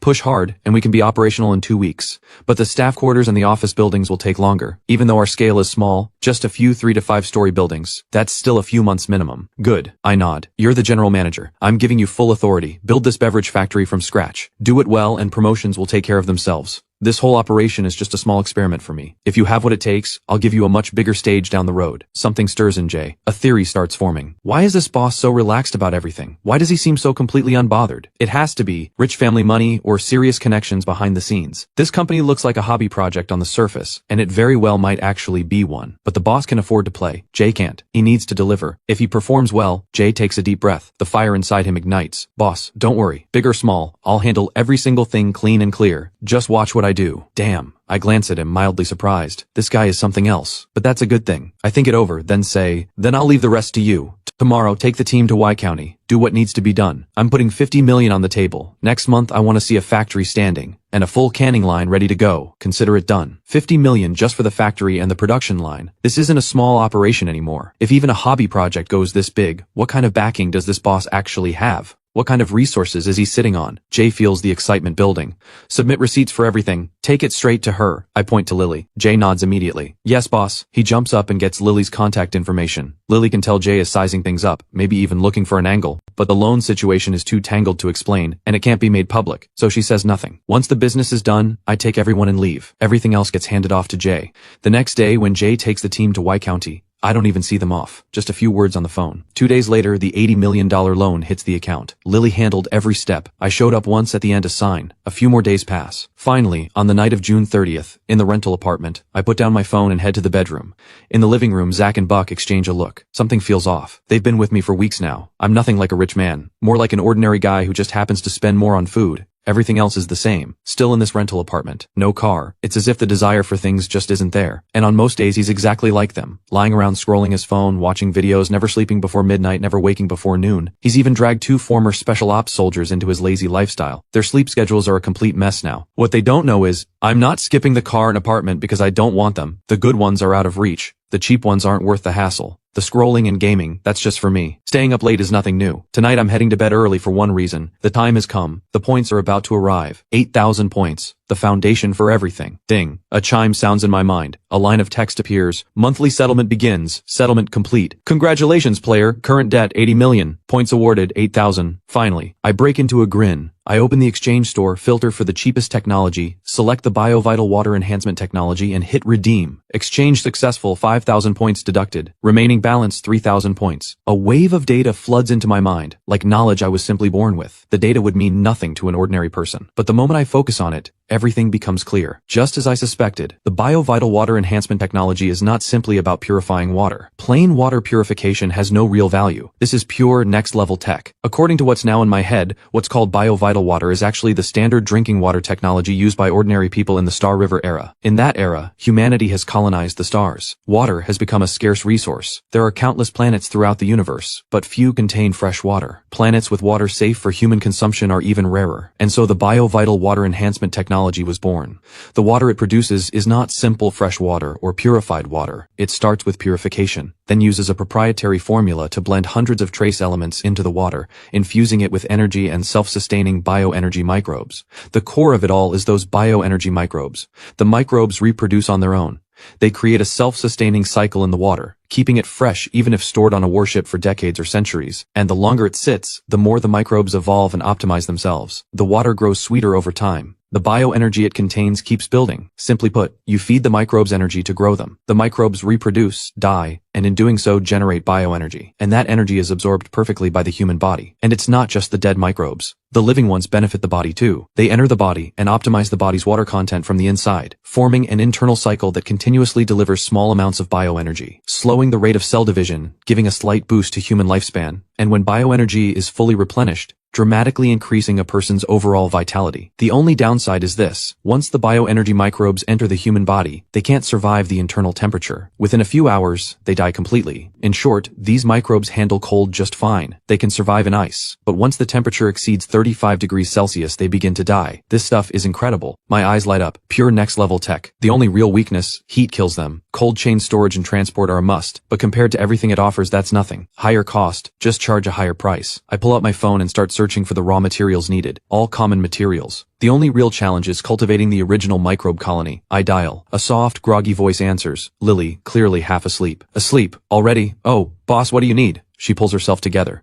I need to rent a biolab for a specialized microbe cultivation project. Get it sorted. I need it by tomorrow. I say it straight. No room for discussion. Cultivating the original microbe colony will take about a week. The factory at Moon Lake should be ready for initial use in roughly the same time. In other words, the timing is perfect. Oh, come on. Before the words are even out of my mouth, the call is dead. Lily grabs her own head with both hands, silently screaming. A knock at the door. Something wrong? Nothing. Lily opens the door in her pajamas. Her dad just got home from work. She pours him a glass of water and says flatly, "My boss just decides things on the spot. Now he wants me to rent him a biolab. For some kind of special microbe cultivation. I studied finance. Where am I supposed to find a biolab? Then quit," Owen says, rubbing his temples. He tosses the files in his hand onto the table and takes the glass she's offering. And what was Director Norm thinking, sending you to be someone's assistant? What was going through his head? I'll have my contact give the guy a word. Don't. Lily shakes her head. I don't want people talking about me. That guy. He's a nightmare to work for, honestly, but he actually treats his people well. Good food, good drinks, no weird office politics. He just makes random decisions out of nowhere. Anyway, I'll ask my contact tomorrow. Owen sets down the glass. East River Province isn't exactly a research hub. Labs are hard to come by. Finding one on short notice is nearly impossible. And those facilities? You can't just walk in and rent one. Let my contact look into it. Fine.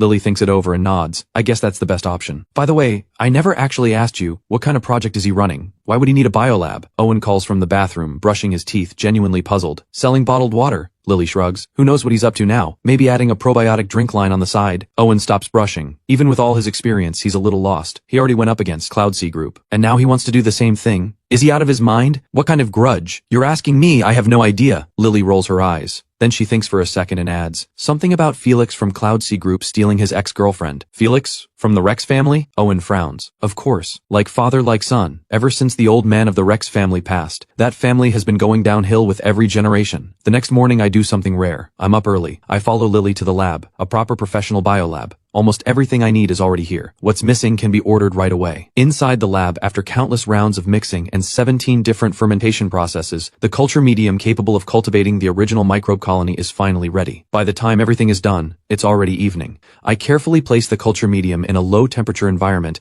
and wait for the bioenergy microbes to emerge. These microbes are a mutated, or rather, evolved, strain cultivated from multiple specialized microbes found in both the human body and animals. I've spent the entire day on this, and half of it was on cultivation and separation. These microbes can't simply be grown on their own. They have to be separated from ordinary microbes using a specialized method. Otherwise, the result is harmful, not helpful. Only once the separation is clean can they be placed in the culture medium for large-scale growth, until the colony multiplies massively and enters self-sustaining circulation. That's when it's truly done. I leave specific instructions with the lab staff before finally leaving with the others, starving. As we step out through the lab doors, Lily realizes she's more exhausted than ever. She thought this was all some kind of joke. Turns out I actually know what I'm doing. Deeply professional enough to leave the lab's own staff in shock. Anything else, boss? If not, I'm calling it a day. I rub my head. No rush. Let's eat first. Also, contact Jay. We need a large-scale purification system. Our water has to meet sterile grade standards. Got it. Anything else? Order 20 refrigerated trucks, hire drivers, and tell Jay, the canning process also needs to hit sterile grade. Time is tight. He'll have to push hard. Understood. A week passes quickly. Every single day I make a trip to the lab to check on the microbe colony. Then one morning the colony begins rapidly multiplying and dying. The original microbe colony has entered self-sustaining circulation.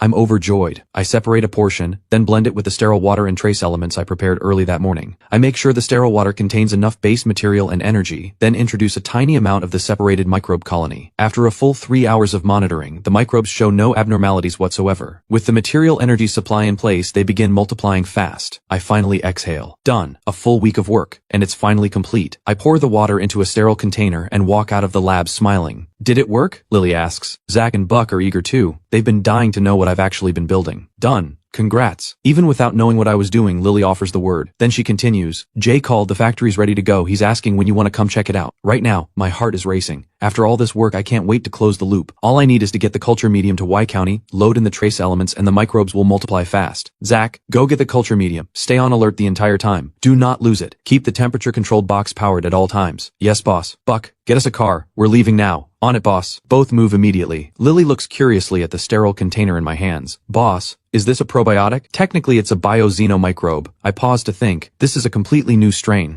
I've never actually thought about what to call it. Now that I do, just calling it bioenergy microbe doesn't quite work. It sounds a little too much like something out of a zombie movie. People might be scared to drink it. Calling it just xenomicrobe could work, but does it sound premium enough? I think it over, then decide to combine both. Bioxenomicrobe. Buck and Zach are ready. We get in the car and head out. In Y County, right alongside Moon Lake, the factory stands completed. Only a few smaller buildings are still under construction. Jay got word we were coming and had the whole place cleaned up. By the time we arrive, the entire factory looks brand new. I follow Jay inside the main building. Jay talks as we walk. Boss, according to the design plans, there are 2 large canning halls. Both have been converted to sterile spec per your instructions. That added a lot to the cost. On top of that, we have the base liquid production hall, the sterile water manufacturing and delivery hall, and we added a separate sterilization hall, dedicated entirely to sanitizing all canning containers. Because we were so rushed, custom-built equipment wasn't an option. We had contractors come in and retrofit everything on site. It's basically done now, ready for final inspection today. At this point, Jay looks genuinely puzzled. Boss, we're a food and beverage company. What do we need all this for? I followed your instructions, no question, but I genuinely don't understand. This didn't just triple the cost. It's completely overkill. I'm not even sure we can hit these standards in practice. What exactly are we producing? This. I place the sterile container, the size of a large thermos, in Jay's hands. Everyone around us looks confused. I explain, we were never selling spring water. You all had the wrong idea. What we're selling is a health product. Jay is stunned. Boss, you're not serious? We're registered as a food and beverage company. We don't have that license. The others are confused too. We don't need one, I say with a smile.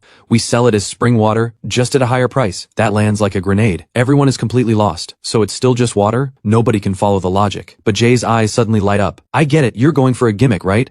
Market it as sterile wellness water. Sell it under the health label, but it's literally just water. Pure profit. Boss, you're the real one. How cold-blooded can you get? The others look at me with the same strange stare. I press my palm to my forehead. You have no idea what you're talking about. Just as I say it, we all step into the base liquid production hall. 2 enormous storage tanks stand inside. I smile with satisfaction. All I need to do is fill the tanks with sterile water, load in the trace elements, and the microbes will multiply rapidly. From there, an automated system blends them at a ratio of 10,000 to 1 with sterile purified water, adds another round of trace elements to the purified water, and the final product is complete. The contractor's engineers are still here, running tests. I pay them extra to fine-tune things however they see fit. Once done, the work is officially finished. I gather Jay and the others, and open the sterile container. Thanks to the built-in temperature regulation, the microbes inside have been multiplying for hours. This first batch is ready. I have Buck grab some paper cups and pour around for everyone. This is our product. Try it. Then you'll understand. Silence falls over the room. An awkward silence. Lily holds her cup and hesitates. Buck and Zach do too. They know exactly what's in this. There are microbes in there. Who in their right mind would drink that? Sure, they were called beneficial, but there's been no official testing, no market certification. If something goes wrong after drinking it, they're done. But Jay and his 2 junior staff members have no idea what's inside. Hearing it's the company product, they down it without hesitation. Jay smacks his lips. With Lily, Zach, and Buck watching in quiet amazement, Jay runs his tongue over his lips. There's a sweetness to it, not like sugar.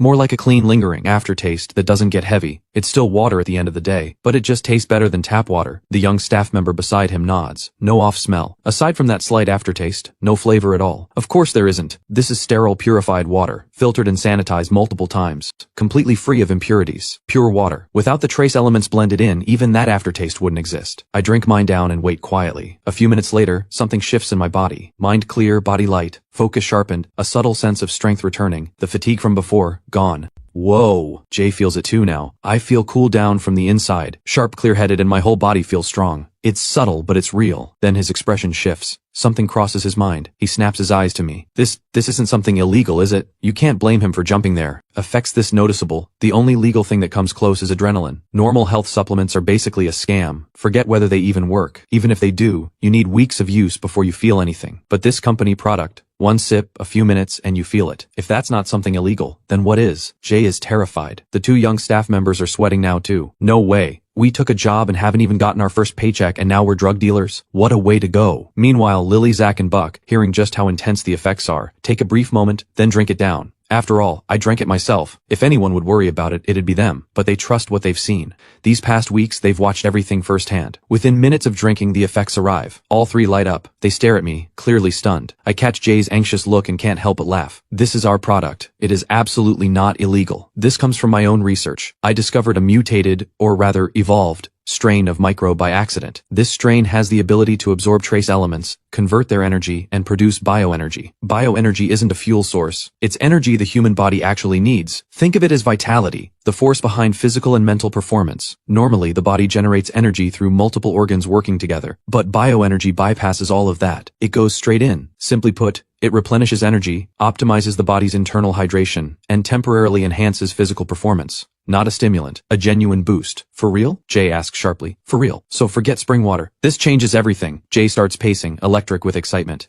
If someone used a lot of this, could they become superhuman? What if the microbes built up in massive quantities inside the body? Wouldn't that not only extend life but potentially replace organ function altogether? Could it cure any disease? Keep a dying person alive indefinitely? Could it supply the energy that cancer cells need? Everyone around listens to Jay spiral, and their imaginations run wild too. Everyone looks at me, breathless with excitement. Even one of those things, just one, and this would shake the entire world. Lily, Zach, and Buck can't help but think back to something I said just a few days ago. He was going to start a tech revolution. Without question, if this product delivers even a fraction of that potential, then I really will have ignited a revolution in biotech. But unfortunately, I shake my head. The gene evolution serum is definitely connected to this, but there's no comparison. This product falls so far short of the serum it's not even close. This is only one of the foundational components the gene evolution serum requires. In the exchange store, the gene evolution serum is priced astronomically, and the technology packed inside it is nothing like the BioVital water enhancement technology. Superhuman? Not happening. Not to mention, the human body has its own limits.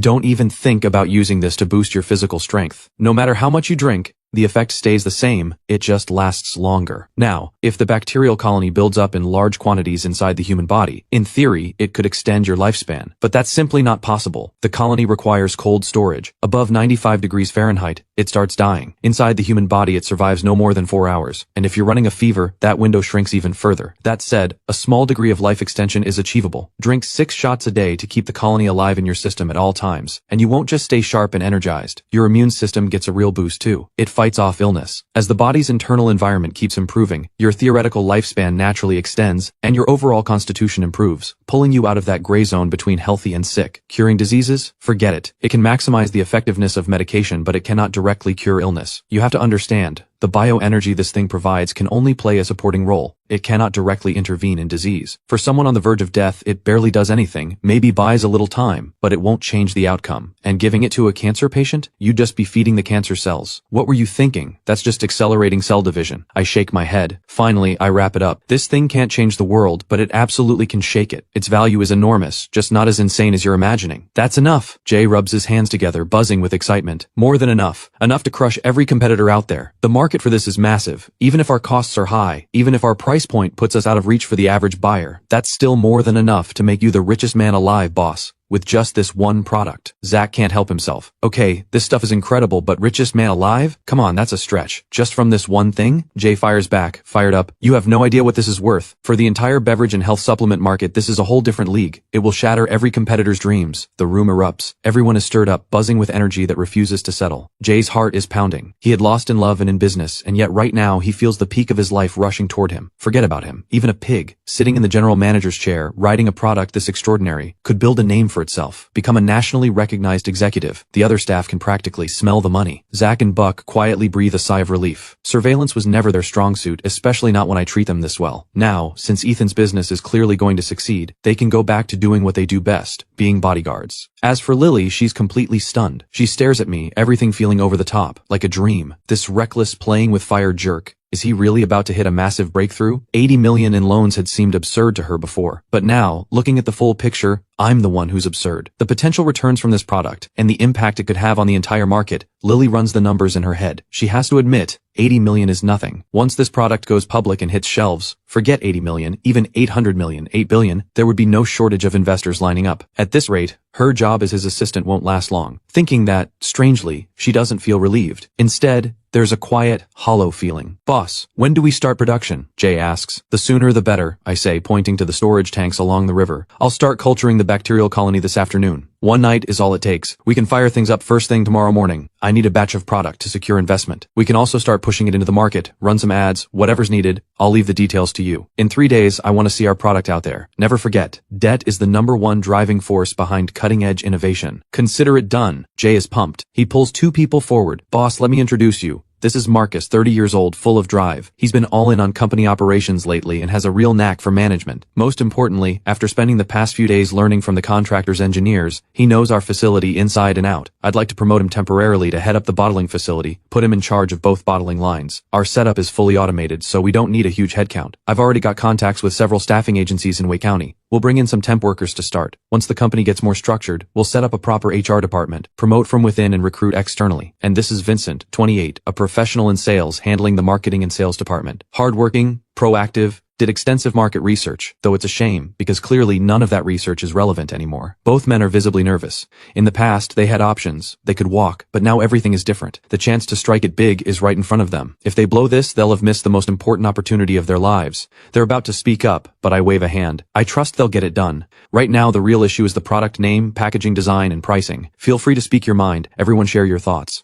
The cost of this thing, Jay hesitates. I think for a moment, and decide not to give a straight number. Instead, I say, it requires cold storage. In winter, that's manageable, but right now it's summer. At room temperature, shelf life depends entirely on the weather. So setting aside production costs, the storage costs alone are significant. So boss, what price range are you thinking? Jay asks. If it were you, how much per bottle would feel worth it to you? I ask. Honestly, with effects this incredible, I'd buy it regularly at $5 a bottle, but go much higher and I'd have to stop. Not because it's not worth it, but because I couldn't afford it. For me, $3. 3 is way too cheap. A cup of coffee costs more than that. That's exactly why I don't drink coffee. Everyone starts talking over each other. I can see the pattern clearly now. Everyone thinks it's worth it, but their own wallets are setting the ceiling. Bottom line, the product is great, but buying it regularly? Out of reach. So the pricing is a real challenge. For someone broke, even $1 is too much. For someone loaded, sell it at 100 and they still won't flinch. Normally the fix is simple. Just define your target market. But this product is different. The target market here is everyone. What do you think? I look over at Lily. Lily thinks for a moment. I think you're all overthinking this. Pricing and packaging don't need to be separate problems. I have 2 solutions. First, small, medium, large, extra large. Just set different prices for different sizes. Like you said, the effect doesn't change much regardless of how much you drink, so there's no need for a one-size-fits-all format. That works. Everyone lights up. And the second solution? I ask. Even simpler, Lily says, a little sheepish. You've all gotten vaccines, right? You know those tiny glass vials they come in? You snap them open, shaped kind of like a rifle cartridge. They're called ampules. Each one holds anywhere from 1 to 25 milliliters. I think that packaging works perfectly. Of course, the glass version needs to be flame sealed, which obviously won't work for us. But there's a plastic version. We can get the right machines, set up a full blow-fill-seal line. From what I know, the process itself produces a sterile product. It saves money, saves hassle, and gives us much better pricing flexibility. The room goes dead silent. Everyone stares at Lily. Then Jay slaps his hands together. How did I not think of that? We're selling the effect, not the water itself. So the volume per bottle is irrelevant. What matters is the effect. Following Lily's logic, each ampule holds a max of 25 milliliters, while a regular water bottle is 500 milliliters. milliliters. That's 20 ampules per bottle's worth, and if each ampule sells for $3, that's $60 total. Genius. I give a thumbs up. Lily, I had no idea you were this sharp. Finance's loss is our gain. Welcome to the dark side. This is brilliant. It solves both the pricing and the packaging in one shot. Keep it up. When I'm rich, I'll give you a fat bonus. But what about the bottling equipment we already set up? Is that wasted? I ask. Not at all. Marcus steps in. Boss, since the final packaging hadn't been confirmed yet, part of the bottling line is still not fully assembled. Right now it only has the basic fill nozzles. We can contact the contractor and pay to have it modified. How long will that take? Not sure, but that company handles modifications all the time. They know this inside out. If we rush it, 3 days tops. They haven't left yet. I can go ask them right now. Go! Marcus takes off. Everyone showers Lily with praise. The poor girl goes bright red. The only one in the room who isn't celebrating is Vincent, the sales lead. He had thought through every possible sales strategy, every type of packaging, whether sleek and premium or rough and budget. He had a plan for all of it, but he had never once considered how to sell a product packaged like medicine.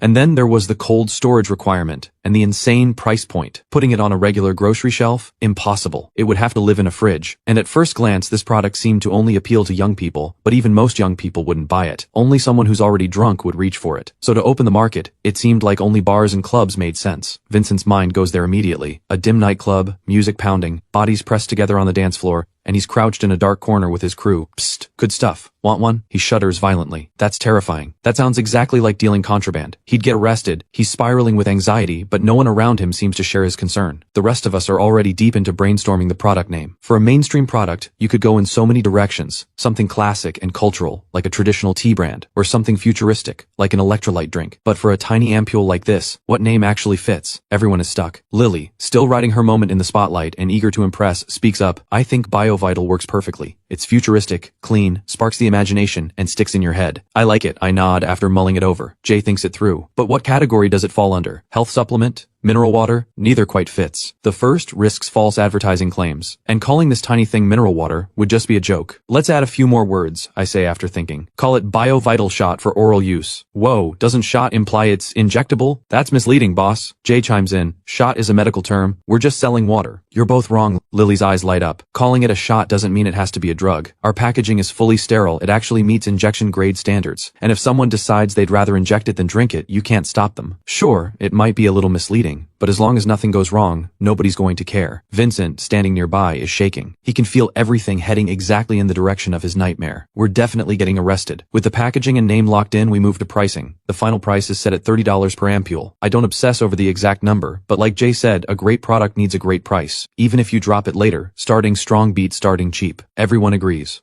Marcus comes back with the engineers in tow. After a joint inspection and after I sweeten the deal, the contractor says they don't need 3 days. They'll draw up the plans immediately, rush the work overnight, deliver everything first thing tomorrow morning, and have it fully welded by noon. For that, I throw in an extra $300,000. Both sides are happy. We grab lunch together, then get to work on culturing the bacterial colony. As night falls, the 2 massive storage tanks in the Riverside facility are filled to the brim with sterile water. Trace minerals have been loaded in, and the original bacterial starter has been introduced. Now we just wait. By morning, after a full night of reproduction, the colony will have packed itself into every corner of the tank. During this time, Jay is still a little worried. He asks me whether the bacterial colony can be replicated, whether someone could cultivate it on their own and start copying our product. I think it over carefully before answering.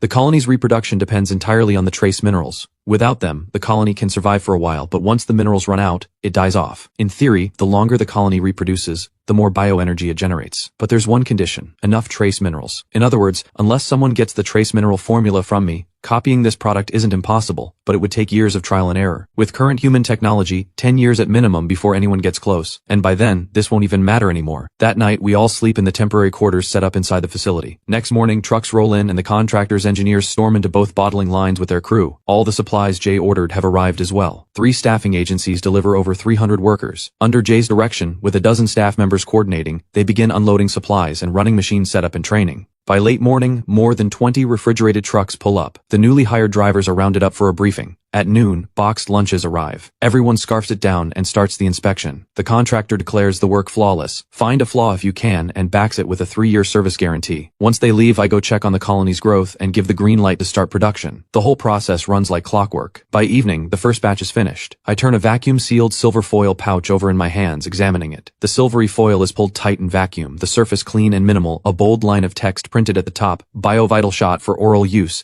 25 milliliters per unit. The back is packed with fine print, origin, company name, production license code, and more.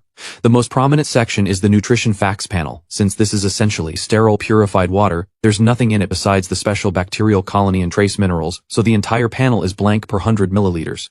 Then comes the expiration notice. Above 95 degrees Fahrenheit, shelf life is 4 hours. Below 95 degrees, shelf life is 3 years, because the trace minerals inside can sustain the colony for just over 3 years. Last are the usage instructions and ingredient list. The instructions are standard: keep refrigerated, consume within 4 hours of opening, avoid direct sunlight, do not heat. But the most absurd part? The ingredient list. Ingredients: water.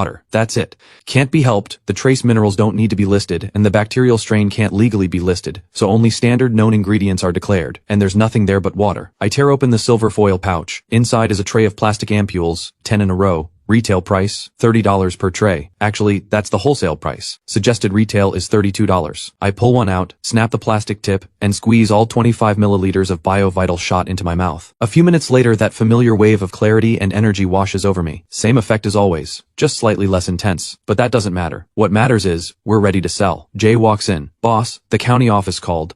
They heard we've started production and want to know when we're hosting our launch ceremony. They'd like to attend to show their support for outside businesses coming to the area. I shake my head. That's all on you. I just want results. Tell me, how much did we produce today? What's our daily capacity? And what does the revenue look like? The numbers will blow your mind. Jay lights up. Honestly, we owe it all to Lily for being ruthlessly clever coming up with all those ideas. With both bottling lines running at full capacity, we're pushing out just over 80,000 units per hour. We ran for 5 hours this afternoon, sitting at around 400,000 units in stock. If we run 3 shifts, 24 hours a day, we can hit close to 2 million units daily. 2 million units if we sell every single one. After taxes, that's around $5 million a day. $5 million a day, boss. And once you subtract costs, that's pure profit in your pocket. Costs? What costs? I scoff. The raw materials to produce the trace minerals add up to almost nothing, not even a 10,000th of revenue.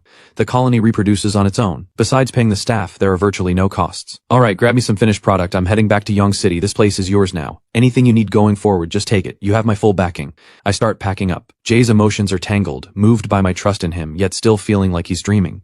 For the past 2 days, he's been walking on air, nothing feeling solid underfoot. But he knows it's real. This is reality. No dream. All he can do now is rise to the moment, honor Ethan's trust, not let this chance slip by, prove his own worth, and make everyone who ever looked down on him eat their words. Outside the temporary quarters, amid a field of construction rubble, Lily kicks a stone across the ground and seethes into her phone. Dad, can you stop worrying about nothing? I'm on a work trip. I spent one night outside. I am not dating that jerk. Why won't you believe me? How can I not worry? Owen's voice comes through the phone.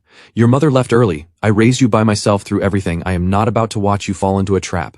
This Ethan, his methods are extreme, unpredictable. That alone might be forgivable. But borrowing $80 million over a relationship just to get revenge on Skywave Group? That's not just reckless, it's unhinged. Date nobody if you want, I won't say a word. But not him. I am not. Lily bites her lip, desperately wanting to say that Ethan isn't playing with water, he's playing at a godlike level. But it's company confidential. Nobody told her to keep quiet, but no one dares to leak a word. Lily has her principles. She can't say it, so she loses it instead. Stop judging him through a biased lens. The guy is capable. He's not as unreliable as you say, and he's plenty rational. See? You said there was nothing going on, and now you're already taking his side. Owen pounces on the slip. Lily, flustered and furious, hangs up right then and there. What's going on? I finished packing up and was just about to call for everyone when Lily comes walking over with a stiff expression. Nothing. Old man sticking his nose where it doesn't belong. Who? I pause. Then it clicks. Your dad, over you staying out? He's 100% a girl dad. Where's your mom? Doesn't she keep him in check? My mom's been gone for years. I'm sorry. I get it immediately. Owen's whole mindset makes sense. He raised this girl on his own and she's his only one.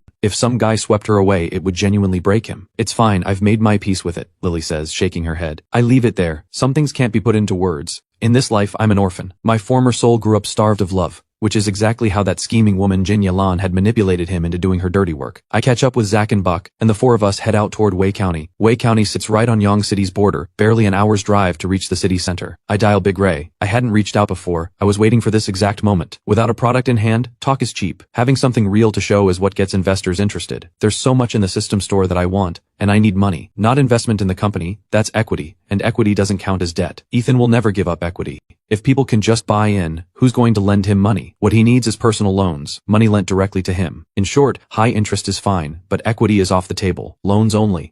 Hey buddy, what a coincidence, I was just about to call you. Some of the guys heard about what you've been up to and insisted I bring you out for dinner. You free? Big Ray's booming voice fills the line. Always free, I laugh. My new product just dropped too, you'll have to give it a taste. Deal, I'll send you the address. He hangs up, and the address comes through almost instantly. A high-end hotel in Yong City. I relay it to Buck at the wheel, then glance at Lily. Want to drop you off first? No, Lily says, wrinkling her nose. I've been grinding all day. There's free food on the table, I'm not leaving. Got it, still worked up over the thing with your dad, totally fair. Meanwhile, in an office somewhere, Owen grows more restless by the minute. He waves his secretary over. It's getting late, she should be home by now. Go check with the compound staff, find out if she's made it back. Yes sir. The secretary nods, quietly stunned. She has never seen her boss like this before. Across town at Skywave Group, Vivian slides a layoff list across the desk to Director Kane. Director Kane, we poached quite a few people this round, but this wave of layoffs seems to have hit the chief faction. They're pushing back hard. Ignore them. Dead men walking, Kane sneers. Ever since that last incident, his contempt for the chief family has only grown. They finally managed to clean up their image, and they're still pulling shady moves behind the scenes. Not a single working brain cell between all of them. What about Ethan? How is he doing? Haven't heard anything about him in a while. Kane flips through the list as he asks. He still has a soft spot for that kid. The guy had walked away with millions, but what if he wanted to keep working? And young people, after sitting idle for a while, they get restless. Pull him back when that happens, whether to get things done or to make the Chi family's life miserable. He'd be a useful card either way. There is news, it's just that Vivian's expression turns odd. What? After that whole thing wrapped up, he didn't just walk away with a few million.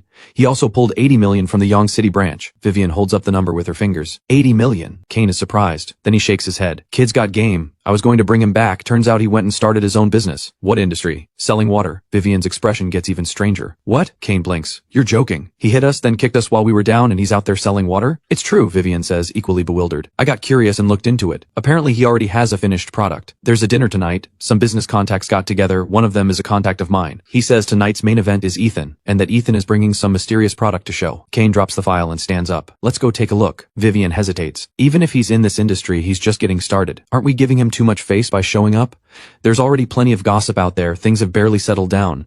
If you go, it signals you take him seriously. Kane speaks firmly. You have to respect your competition. He heads for the door. Vivian watches him go, shaking her head slightly. She thinks Kane is reading way too much into this. It's pure imagination.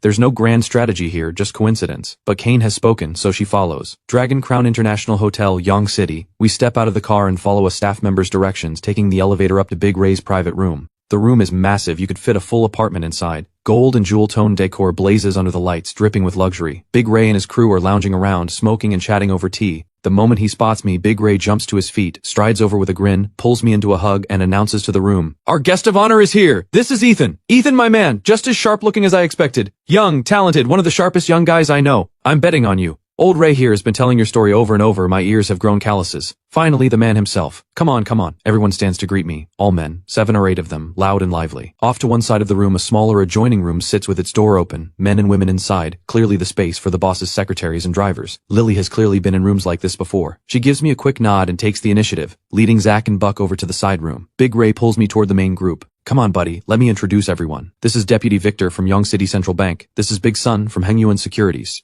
This is Rex, owner of Dragon Crown International. This is Chief Liang from Yonghua Construction. Big Ray introduces each one, and I recognize either the companies or the names from recent research. Deputy Victor, he's probably the poor guy who helped unlock that large transaction. Big Sun from Hengyuan Securities is a large man, heavy-set and jovial. Rex from Dragon Crown, he's the owner of this very 5-star hotel. Dragon Crown is a chain with locations outside the province too. As for the other people, I don't know them well enough, and they don't look like obvious lenders. I greet everyone and take my seat. Big Ray grins. So buddy, I hear you took out 80 million to start your own thing. What's the business? And where's this new product? Show us what you've got. I was waiting for you to ask, I say with a smile. This product is going to blow your minds.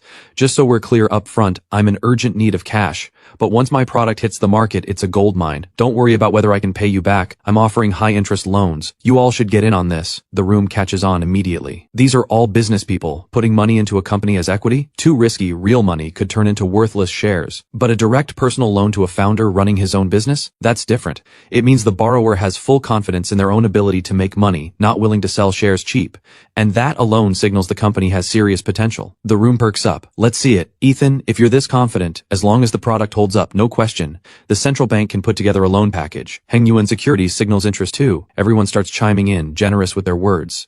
I keep it short. I reach into the thermal case I brought and pull out a stack of BioVital shots, handing one pouch to each person. Everyone watches with confusion. What kind of product needs a thermal case? Isn't that for high-tech equipment? Once the product is in their hands, the confusion deepens. They flip it over, read the packaging, check the back label. Everyone is completely lost. Buddy, I genuinely cannot tell what this is. Big Ray asks the question on everyone's mind. The whole room turns to look at me. I tear open the foil pouch, pull out one BioVital shot, and smirk. Trust me, try it first. The effect will explain everything. Go ahead, ladies first. The others laugh at me, but they hesitate, eyeing the thing in their hands. It looks suspiciously like medication. Is this even legit? Still, the label says it's a beverage. A bizarrely tiny, oddly packaged one, maybe some kind of flavored syrup. They watch me drink mine, hesitate, then slowly pop their own. Within moments, the room goes quiet for a few minutes. Then suddenly someone shoots to their feet, eyes wide. This feeling is incredible. What is this? Am I imagining things? The room erupts, everyone talking at once, shaken and disbelieving, all of them feeling something shift inside themselves. Chief Liang from Yonghua Construction goes through a series of expressions before standing up quietly. Excuse me, bathroom. Buddy, what exactly is this stuff? Big Ray and the others are equal parts curious and stunned. Something like this, a quiet suspicion is forming in their minds. I smile. My company's new product. So, impressive, right? Hard to say whether it's good or not. I've never felt anything like it before, Big Ray says, visibly conflicted. But buddy, this isn't legal, is it? What makes it illegal? I laugh. This is brand new, never existed before. If you insist it's illegal, I take offense. There is no law anywhere that explicitly bans this. They exchange glances, stunned. Brand new, never existed before. What's the production capacity and the price? Deputy Victor's hand trembles around his cup. 2 million units per day, $30 each. I hold up 3 fingers. The room draws a collective sharp breath. One man goes pale, wobbles to his feet. Sorry, low blood sugar, I need to grab my medication. The others see this and want to follow, but they catch my bright, locked-in stare and freeze. What if he's carrying? Damn it, this is all Big Ray's fault. That guy, they could kill him right now. The whole room glares daggers at Big Ray. Let me tell you more about this product. How much can you lend me? Big Ray forces a laugh, squirming under the group's furious stares. Let's eat first. Everyone's hungry. We can talk after. That works for me. Something feels slightly off, but I'm the guest here, so I go with the flow. Big Ray signals the staff and dishes start arriving. The table fills with elegant food. Glasses are raised. I join in without hesitation, trading toasts around the table, quietly noting that every one of these men is a future creditor. What he doesn't expect is that barely 20 minutes into the meal, the door crashes open with a bang. Everyone jolts. A squad of officers storms in, fully geared, armed with flashlights and handguns. Everyone at the table scrambles to their feet, every single finger in the room pointing straight at me. I barely have time to process it before handcuffs click around my wrists. Then I hear someone shout, "There are 3 more in that other room. What's going on? Why are you arresting us? We're innocent." Zack and Buck shouting snaps me back. It's a misunderstanding. All of it. Shut up. Chief Liang, who apparently spent the last half hour in the bathroom, steps forward, looking down at me with contempt. Do you know who I am? Before I went into business, I was narcotics enforcement. You are finished, kid. I recorded everything. Developing a new controlled substance, 2 million units a day at $30 a pop. What? You planning to take over the global drug market? You're done. A guy your size, 300 pounds of you, and half of that's bullets by the time they're done. Damn it. I glare at this old man with pure fury. Never in a million years did I think someone would take one sip and call the cops on me. Can I make a phone call? Lily speaks up, calm as still water. Her composure unsettles everyone around her. No. The officer refuses on the spot. Lily has nothing to say to that. The 4 of us are marched forward under escort. People stare and point as we pass. Especially one man and one woman standing in the hotel lobby, both staring in absolute disbelief. Manufacturing and selling controlled substances. Wasn't he supposed to be selling water? Director Kane turns to Vivian, stunned. Vivian's jaw drops. I had no idea. Let me find out. She's already on the phone. A moment later, Vivian hangs up, dazed. He was using a beverage business as a front, developing a new controlled substance. Word is the daily output is 2 million units. Kane is floored. He murmurs, unbelievable, unprecedented. This kid, he really is something else. If he hadn't been caught, he'd have owned the global drug market. This is a major case. The whole region is going to know his name. He'll be on the national news tomorrow. Name. I'm innocent. There are no controlled substances. It's a beverage. No side effects whatsoever. Settle down. Name, Ethan. Age, 25. Quickly, because I refuse to cooperate further, the interrogation wraps up. In you go. I'm put in a cell. It's the detention room of the enforcement station. A large space converted from a regular room. Iron bars dividing it into sections. Most of the cells are empty. In one of the smaller ones, a heavyset guy is lying on the floor. Hey man, what are you in for? Chunk turns his head and asks. Selling beverages. I don't even have the energy to explain. No way, I'm in for selling candy. Chunk sounds annoyed. What the hell, I sold some candy. So what if it was expensive? Is that a crime? Why am I even in here? Seriously? I look at him, genuinely baffled. They got you for high prices too? Don't laugh. How much was your drink? Chunk asks. $30 a bottle, pricey, sure, but not that crazy. Why'd they grab you? Chunk's even more confused now. How much in a bottle? 25 milliliters, I answer. Holy! Chunk's eyes go wide. You're worse than me. $1 a milliliter? What, is it liquid gold? My rock candy only ran a few $100 a bag. Quiet, no talking. Two armed officers cut off the conversation. One of them fixes his eyes on me. Drop the attitude. Developing a new controlled substance, daily output of 50 tons. Nobody's saving you. What? Chunk goes rigid, voice dropping to a whisper. You serious? New controlled substance, 50 tons a day? What are you, some kind of real-life Breaking Bad? I didn't do anything. Stop making things up. I can't be bothered to explain, but I know I'll be fine, so I stay calm. About half an hour passes. Noise from outside. A line of people with black hoods over their heads is marched in, all cuffed to a row of bars. The hoods come off and they immediately start protesting their innocence. But then, one of them spots me. I take one look and spin around fast. Boss,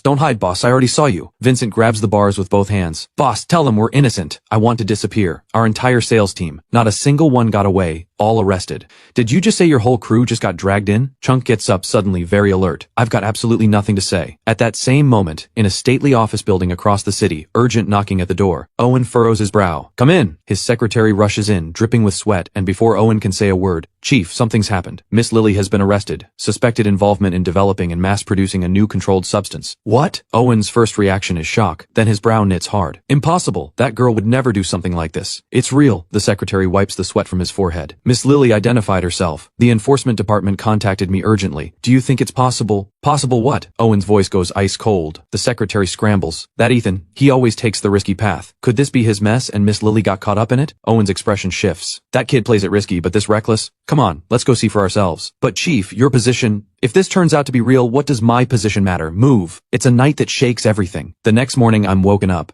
Mr. Ethan, we apologize. It was a misunderstanding. The head of the enforcement department is all smiles, leading a group to unlock my cell and Vincent's. No way! Chunk blinks awake from the floor, sees what's happening, and shoots upright, grabbing the bars. He gets to walk out? What kind of connections does this guy have? What's his deal? Nearby officer. He disguised rock candy as a controlled substance and sold it. Technically not illegal, but it edges toward fraud. The victims can't really pursue it, and we're not sure how to handle it, so we've been holding him. The officer shrugs helplessly. I'm innocent, Chief. I'm a good person. I only sold a few packs before they grabbed me. We're not even talking $3,000. There's no reason to lock me up. Chunk is wailing his case. The chief pinches the bridge of his nose. He just dealt with one massive blunder, and now he's worried this guy will kick up more trouble later. Too much of a headache. Let him go. Thank you so much. Chunk is practically in tears, falling in behind everyone else, bolting the second he clears the door. When I reach the lobby, I spot Lily standing beside a middle-aged man who's holding a biovital shot and talking animatedly with someone. Next to them, two elderly men are visibly stirred up, hands and feet practically trembling with excitement. Boss! Lily waves. Everyone looks my way. The two elderly men converge on me immediately. Are you the one who developed the biovital special bacterial strain? You're so young, unbelievable. And you are? I ask. My name is Professor Chen. Professor of Medicine at Yong University, Head of Epidemiology at Yong University Hospital, Director of Infectious Disease. One of them speaks first, then gestures to the other. This is Professor Su, recently here at Yong University, giving a lecture series in the biology department. Professor Su is the top scholar in our nation's field of microbiology, a researcher at the National Academy of Microbiology and one of the leading figures in our national-level biolabs. I stare. The biovital strain shaking the world was inevitable, but attracting people of this caliber this quickly? Young man, may we have a conversation? Professor Su can barely contain himself. The bacterial strain you've discovered is extraordinary. This is a discovery that will shake the entire world. Last night we ran preliminary tests on the strain and what we found, its emergence will send shockwaves through the entire scientific community. The number of research directions this opens up, this entirely new mutated strain has single-handedly carved out a brand new lane in modern biology. You're too kind, I say with a modest nod. We've conducted very thorough research on this strain. I can tell you plainly, yes, its emergence will cause a stir, but opening a whole new lane in biology? That's a stretch. I walk Professor Su through the strain's key characteristics. He's visibly deflated for a moment, but then quickly his eyes light back up. Is there any possibility the strain could mutate again? Setting everything else aside, if the strain's survivable temperature could increase by just 18 degrees Fahrenheit, this thing could genuinely change the world, transform the constitution of all of humanity, achieve a complete biological evolution of our species. Of course not. I shake my head internally. The technology he redeemed from the system store is essentially complete and fixed, which means this strain has no possibility of mutating again. So it cannot drive human evolution. It can only serve as a supporting material for the gene evolution formula down the line. But I'm not about to say that out loud. Instead, my eyes light up. Professor, as you know, I run a company. I simply don't have the bandwidth to pour into deep research. How about a partnership, my company and your team working together? Professor Su rubs his hands together, thrilled. An old man like me isn't greedy. Your discovery alone is enough to shake the world. Once I take over the research side, it will draw the top talent in this field from around the globe, and that will bring enormous benefits to me and all of my ongoing work. Here's what I can promise. Any results that come out of the research, we keep only the right to use them for ourselves. Any revenue-generating activity requires your authorization, and all profits beyond costs are entirely yours. Thank you, Professor Su. I could burst with joy. This old man is the real deal. He's almost embarrassed by how generous his terms are. This is a man who chases knowledge and reputation, not money. Pure scientist, completely indifferent to financial reward. Without a doubt, the special strain can't directly serve as the core purification product, but it holds enormous research value. Developed well, the future returns won't be small. I think it over. For our joint project, I won't put in capital for now. Your side covers that.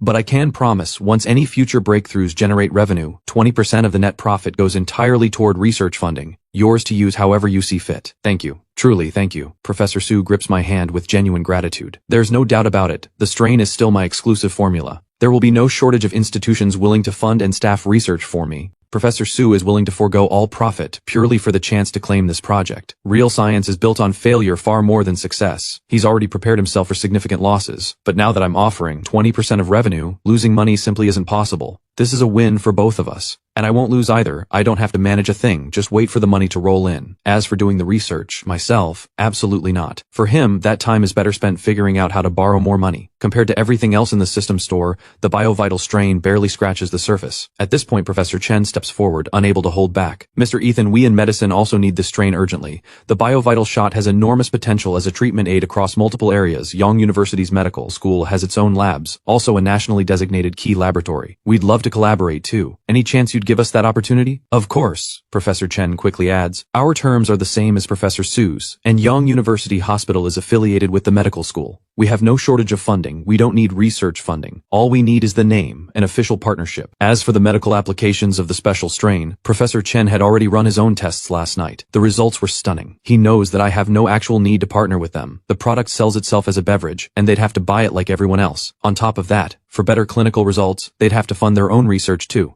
So there's no way he's asking for research funding. All he wants right now is the partnership title, and he'll be grateful. With that title alone, Yong University Hospital and the medical school will shoot to the top of the field, the brightest names in medicine. I had already been planning to position the BioVital shot as a health supplement, so I already understand exactly what Professor Chen is after. But it doesn't matter. Running a company, I don't put too much stock in titles, but the collaboration benefits are real. For one thing, once BioVital shot carries Yong University's name, selling it gets a whole lot easier. No need to worry about smear campaigns or fake rumors. And second, partnering with an institution like this brings the company a lot of invisible advantages. For example, Professor Chen suddenly sweetens the deal further. From what I understand, Xinhai Company was just founded. Benefits and perks are probably still underdeveloped. Once we're official partners, your employees can come to Yong University Hospital for free regular checkups, and both staff and their families can access care through our internal employee channel. That's a perk exclusive to our hospital's own people. I have the authority to extend it, and I'm extending it to our partner. Here's to a great partnership. I reach out and shake Professor Chen's hand. His face breaks into a wide, beaming smile.